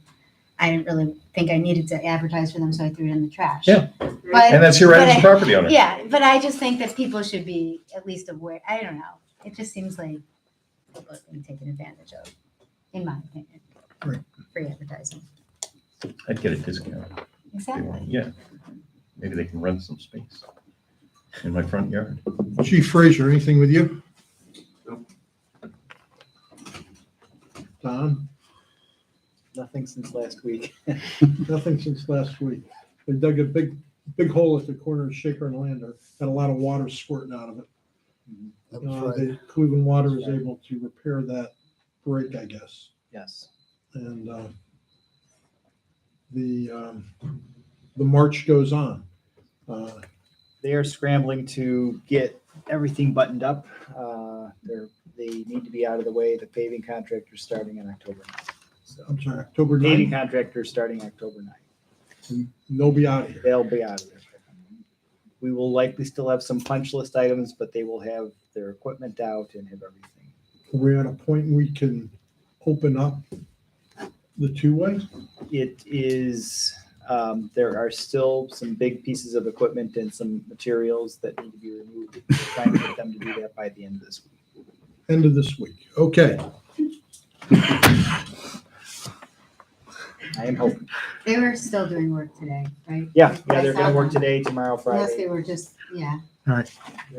Council, you have anything? I just wanted to know if on the next agenda, we were gonna talk about, I mean, I know it's a ways away, but about Gates Mills Boulevard. I would love to start getting just frameworks like we talked about, nothing specific. Just, I want to know what's going on with it, you Yeah, know. we talked last week that in October we would do that. Okay. And Dr. Long, We'll Um, expect that, we'll expect that then on the agenda. it'll be in October. Last night a resident brought up a kind of a suggestion, maybe if we don't do certain things or if we have a surplus, maybe giving a refund, not necessarily decreasing taxes for residents. I just wanted to throw it around because, the end of the year is coming and we were just talking about finances, but either we do that or really think about other services we might want to extend to the residents, maybe looking at the survey a little closer. I know fall's coming. A lot of people have asked about leaf removal services. I know we talked about that before and it costs a lot of money, but maybe we could reduce those costs for residents because I know it's hard. We have a lot of trees here. We want to keep a lot of trees here. I think adjacent communities do it because I see leaves piled up on their lawns. I mean, services that our residents, all residents might benefit. So. And I would agree with that, especially as to snow removal. I can attest to the fact that on any day that it snows, my street isn't cleared until, and I'm not just saying my street, I think most side streets are not cleared until well after people leave for work.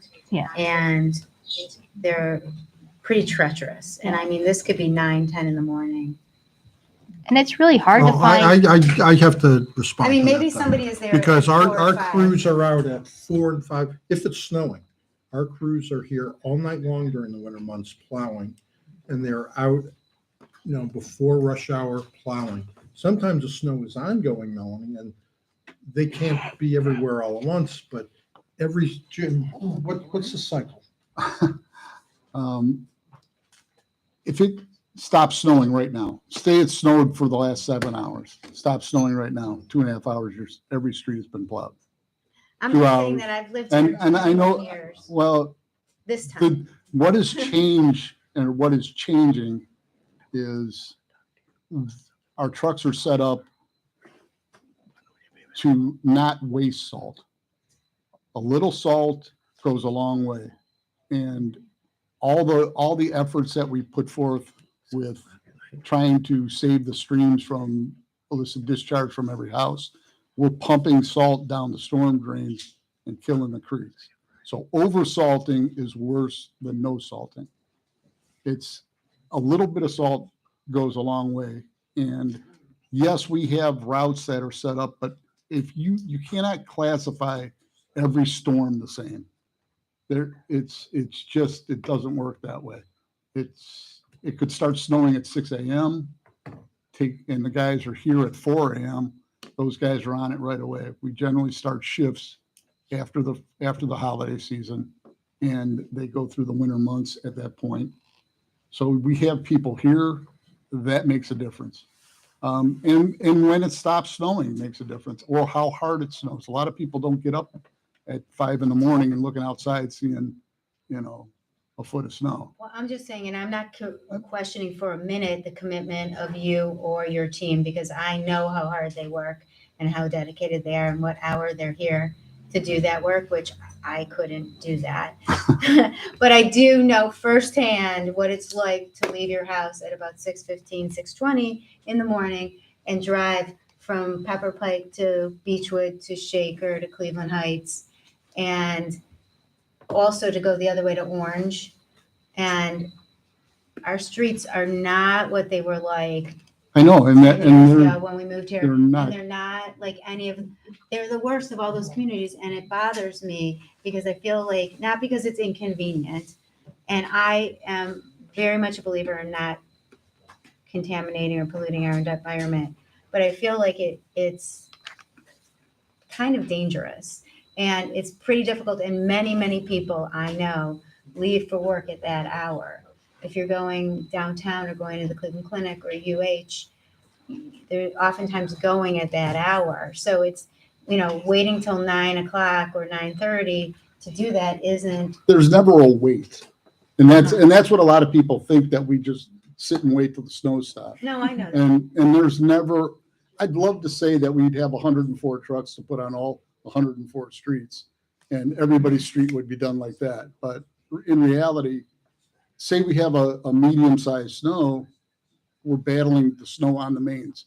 Does absolutely no good to clear them side streets if you can't get down the main road. I know, And- that's why I thought maybe we needed But we more. do pay special attention to streets such as Pepper Creek, who has a lot of turns, very hilly.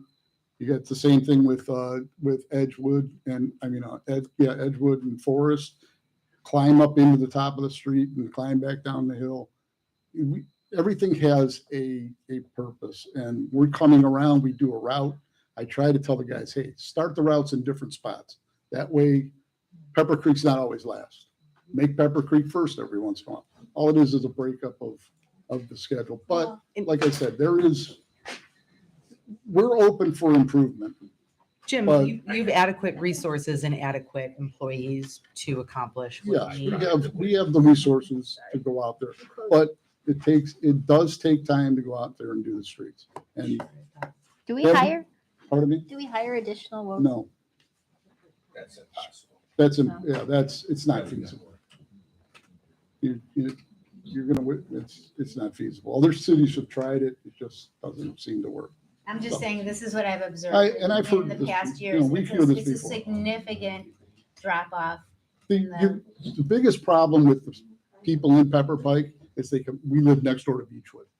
And Beechwood has 3 salt domes and they do not stop putting down salt. Oh, we're worse so than Shaker or Cleveland Heights. But I don't as agree you with that. work away, go this I way. say every day at I drove 6:20 to leave downtown for the house. last 40 years and we were not worse than Shaker Heights. What hour do you leave? I mean, maybe that's But- part of it. I appreciate the comments that you have. And please understand, I don't think that the team is not doing everything they can. I just wonder sometimes if we are a bit shorthanded, that's all. Because We're adequately prepared for snow. And whether it seems like it or not, and we have GPS tracked on all our trucks. So when people say they've never been on my street, that's the first thing I go and look at. And I'm like, they were here at 10:40, they were here at 12:30, they were here at 1:05. It's tracked, and I printed things out. I mean, it said here, this is what it is. Oh, of course they're going. And, well, you weren't here when I left for work. Well, yeah, because we were over there. Oh, yeah, that goes to my question. but not- I- not my- Since we're on the issue I- of snow removal, we were talking about yesterday at the town hall, will the Gates Mills Boulevard Trail be plowed? And I thought, Steve, correct me if I'm wrong, you said that we're not allowed to plow because if we did, that would be some sort of maintenance and then increase our liability. But then No, I the never mayor, said we're not allowed to play. I No one's ever said that.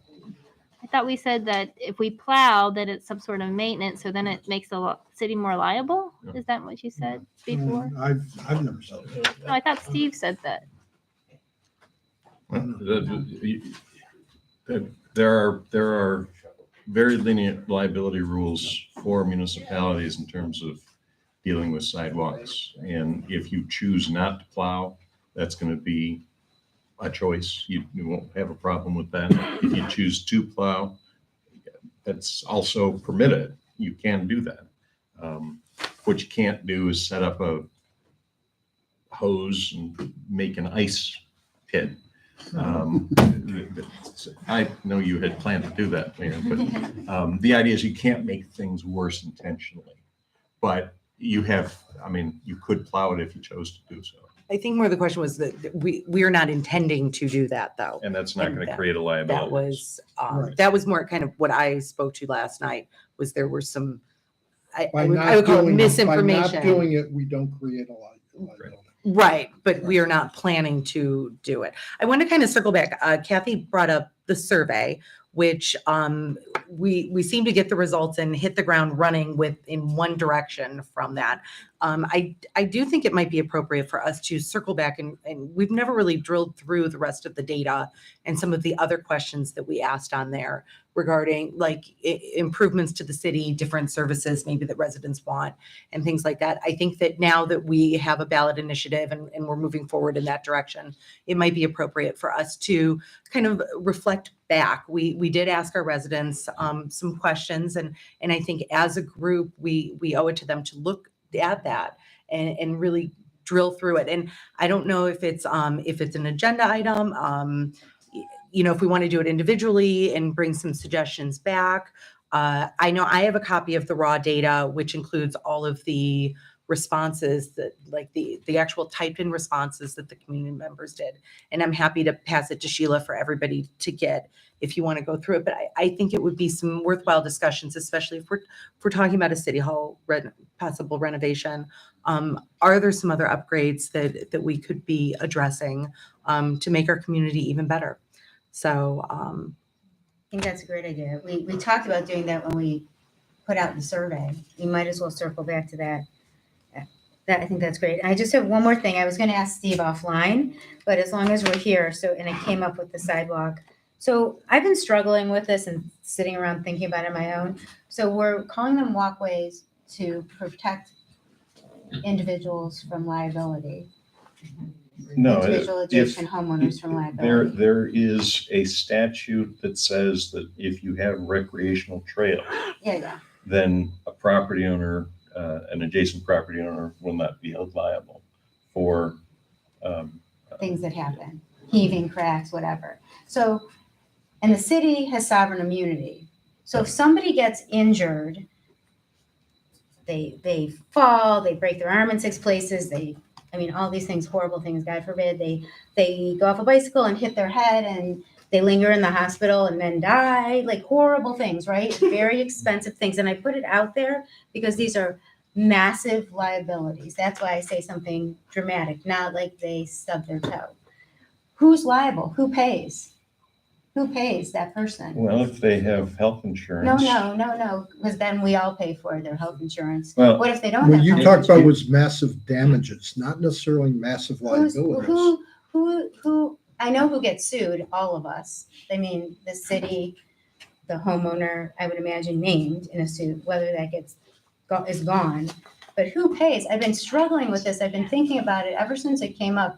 And you said something like it's a legal dodge. And that really, in our meeting yesterday with the community, that really all of a sudden scared me even more because I don't believe there's any dodge. And it really, somebody's going to pay. I would Somebody's have gonna never get used the sued. term legal dodge. It was a bad phrase on my part. You would never say that, I know, but he said it. I'm just saying, somebody's gonna pay if somebody gets hurt. Who is it? Well, my job is to represent the city. Can we get a and- written and legal opinion? No, in my opinion, you are providing a level of protection to adjacent property owners by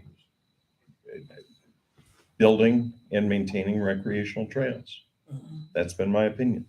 And so we protect them legally. We're liable? Who's No, we liable? relieve them of liability. There's a difference. And with who, then who? Sometimes people get injured and there's no person who's legally liable for damages. And they just get hurt and they're out of luck. They have health insurance. If they have it, Yeah, I hope they have it. well, I Steve, do isn't too. that same with our park out here? Yep. Yeah, we put up a park. Somebody could fall off a swing set and sustain serious damages, and we would not be liable for it, and it's our park. We're all aware So- that people get sued. Yes, and we would not be liable because there's recreational user immunity and, parents should be watching their kids and being careful with them and that sort of thing. And sometimes accidents happen and it's tragic. I'm scared about this. Okay. Okay. You look like you're about to say something, Mr. Womack. No. Okay. I skipped over myself. The We have our Harvest Fest coming up this Saturday. Even if you have not purchased tickets for the dinner, which would be too bad, because it'll be wonderful, as it is every year. There are many free events, particularly if you have small children or access to small children. That from 3 o'clock to 7 o'clock, they can come and paint pumpkins and play games and get the face painter person, and I don't know what else we have, but good fun for families and their kids, even if you haven't bought the dinner. And usually we have a bunch of free hot dogs for the kids. So that's coming up this Saturday. And we've completed our third and final town hall last night. I think we had pretty robust attendance at all three. I thought it was interesting, one gentleman who said that he had not received any notice of it, although he is on our email, so he did get the notice. He did get USPS delivered to his house, because we sent it out to all the houses, although USPS has managed to bounce back some valid addresses to the city nonetheless, because they're the United States Postal Service and that's what they do. And so I think we had a sign, giant electric sign flashing the event for the last week and a half up on the circle, as we did for all three events. So if someone wanted to come and ask a question or voice their opinion, they had the chance. And now we look forward to the election. I know that both proponents and opponents will be waging issue campaigns regarding this, and we'll see what the results are in November. And there's a Civic League meeting on October 19th at the Brady Middle School. I know it'll be an engaging session. I'm glad that the Civic League is once again conducting its candidates and issues night. We have confirmation of all the candidates, and we've reached out, and we have people coming, not just on local issues, but the state issues as well. So Thank you, Heidi. all inclusive. Thank you. And are you here for NOPEC? I am. Or are you just wearing your T-shirt? No, I am here from NOPEC, and I was just waiting for the public. Okay. portion, yeah. Okay. I'm sorry, I wasn't aware you're going to be here. I would have introduced you earlier and gotten you out of here. No, no worries. No Okay. worries. This has been instructive. So. Okay. We want to welcome you to Pepper Pike. You have a very bright future in diplomacy. And that's what I have to say tonight. Audience comments. There's someone from NOPEC here. Let's let him go first. Thank you, Mayor. Good evening, councilors. I'm Tony Ramos. I'm your relationship manager from NOPEC. And I just wanted to stop by briefly this evening and just give you an update. As you know, we restarted our electric aggregation program in the spring. And I'm happy to report that of our electric customers, about 80% of the customers that we had this time last spring have come back to the aggregation program. And so that's really good. That's we weren't sure how many customers would come back after we returned them back to the utility last year to help save them money, but about 80% have. If you've been watching TV or listening to the radio, you're certainly hearing NOPEC probably more often than you want, especially if you listen to talk radio in the car.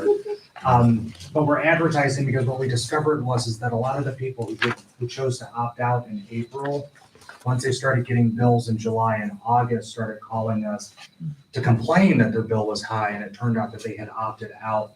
And so we're just reminding people that for the electric aggregation program, you can opt back in at any time. For the city of Pepper Pike, that translates to over 2,000 of your residents are participating in the electric program, and over 1,500 are participating in the natural gas program. that puts you about 500 down of what your max has been, your kind of average max. But I'll visit you back in the spring and give you another update as to see how those numbers have bounced back. The folders I have given you, it's always just good to remind you about who we are and what we do and how we support your community. It's easy to forget about us when we're not top of mind. But there's information in there about our PACE and STEP loan programs as you talk to small businesses. Those are great resources. Those are also things that the city can take advantage of. We also have a preferred pricing program. So as you're getting bills for street lights and things like that, we will always come in, look at those bills, and we can offer preferred pricing, especially for street lights at cost. Street lights, the per kilowatt price right now is about 5 cents. And so if it's with the utility, you're paying between 10.9 and 11.8 cents a kilowatt hour. But I just wanted to stop by and remind you that I'm a resource to you. If you ever have a question you can't answer or a resident that needs help, I'm here. My contact information is in there. And yeah, that's all I wanted. But very instructive conversation. Thank you. But does anybody have questions? No? Appreciate your coming by, Tony. Yeah. Thank you. Thank you, Mary. Have a good evening, everybody. Thank you. Thank you. Thank you. Is there any other audience comments? We'll go right around. You, I'll go ahead and start. Miss. I'm Heidi. One Huja Thomas from 4510 Monet Place. I just wanted to give a shout out to Chief Carl's team. About a week ago, we had an incident at the pool where a resident was drinking and a cardiac arrest with cardiac sensation, 4 minutes of CPR and AED shock, and it was a whole scenario. The resident came to, he was still drunk and quite combative and violent and held down on the lifeguard, and it was a whole situation. And 4 officers came unbelievably quickly to the scene and helped to calm the person down, get EMS on the scene, help the person be restrained onto a stretcher. This was a very large human being, I would say close to 300 pounds, and twice my size, which isn't hard to do. And the officers the entire time stayed calm and kind. This individual picked up their names, was accusing them of abusing him, of taking his stuff, he was going to sue them. He got in their face and personal. And I think in this day and age, you can hear a lot of negativity about different sides of the story, but especially about cops. And being someone who was there helping, I was really impressed with the officers and just, they kept a smile the entire time. They were kind. They said, sure, I'll give you my address. You can come to my house. It's okay if you want to sue me. That's what we're here for. We're just here to help. And they were so positive. And they just didn't give him a chance to get under their skin. And as a resident, it made me feel safer. So I just wanted to give that kudos out to your team. Good, thank you so much.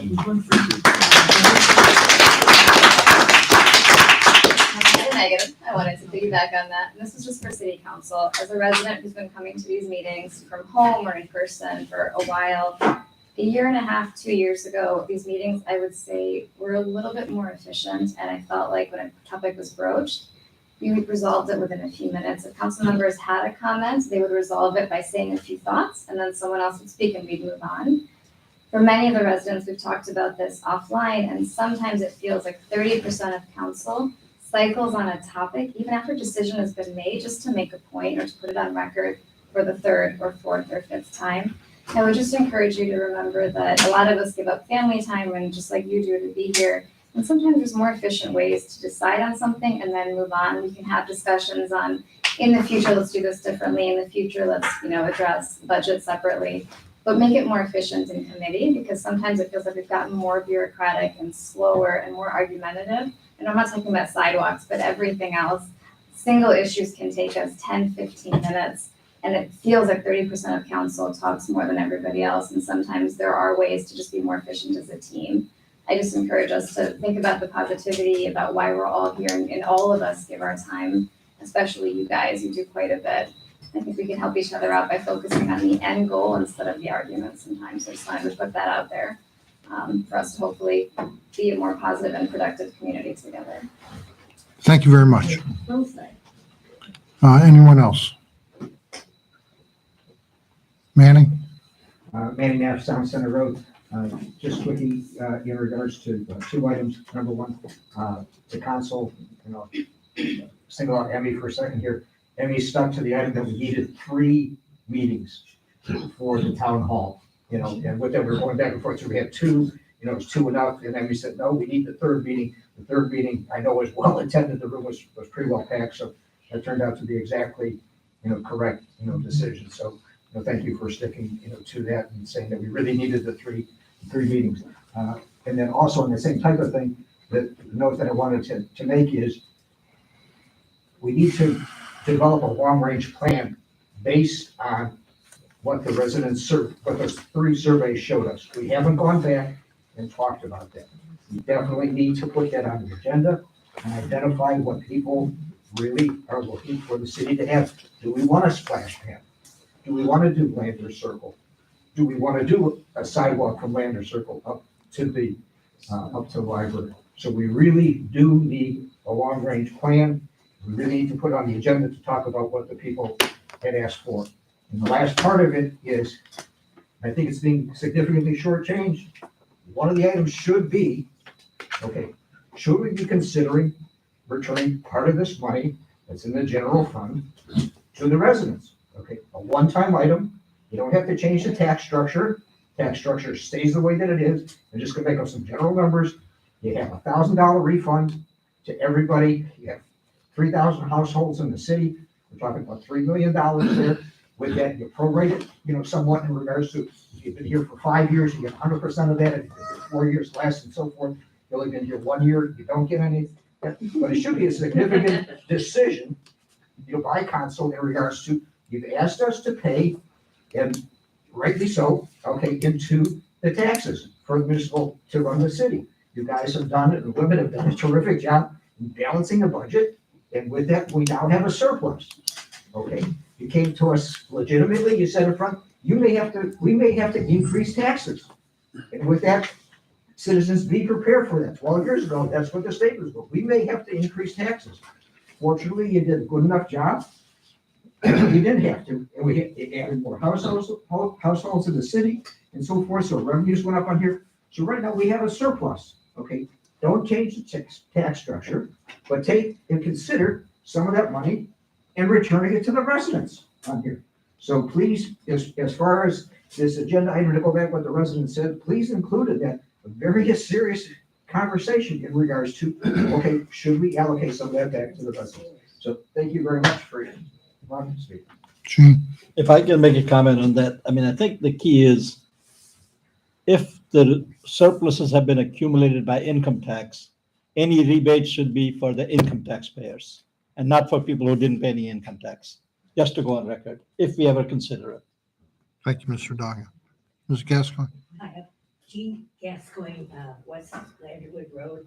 I have a few things, and first I want to congratulate City Council for the town hall meetings.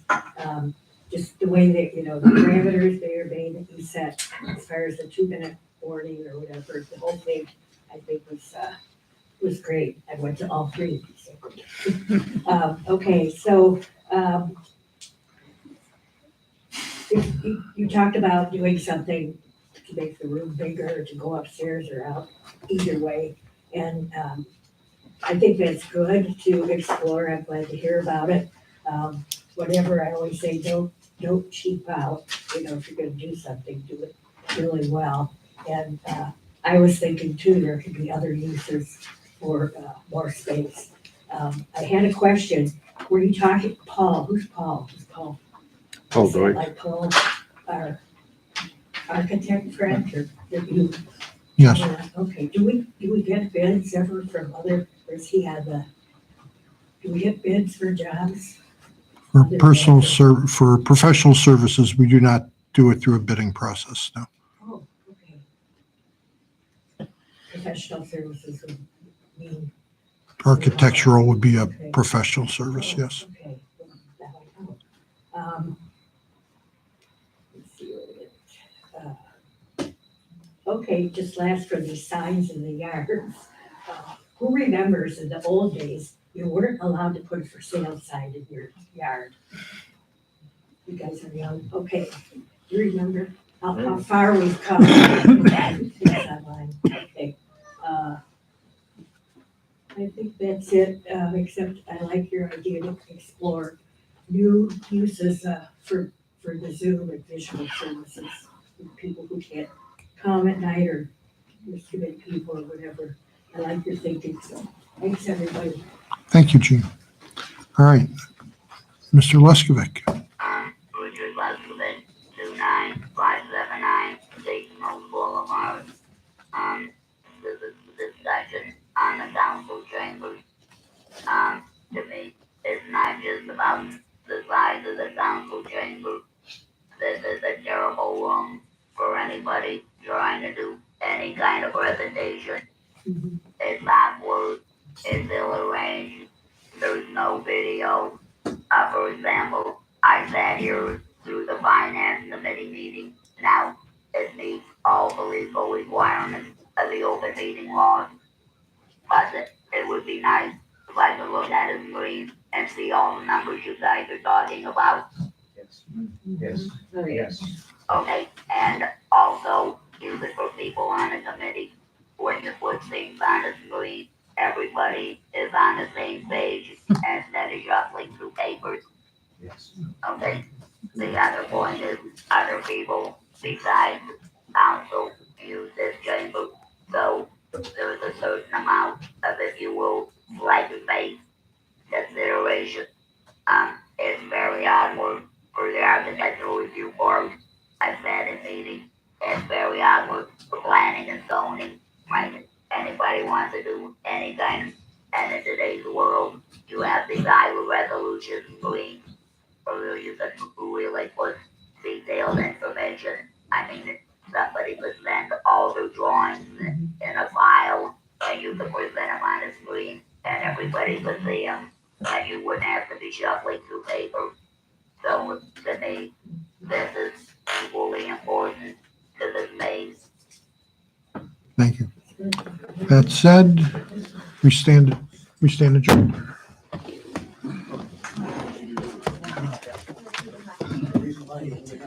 Can have her back.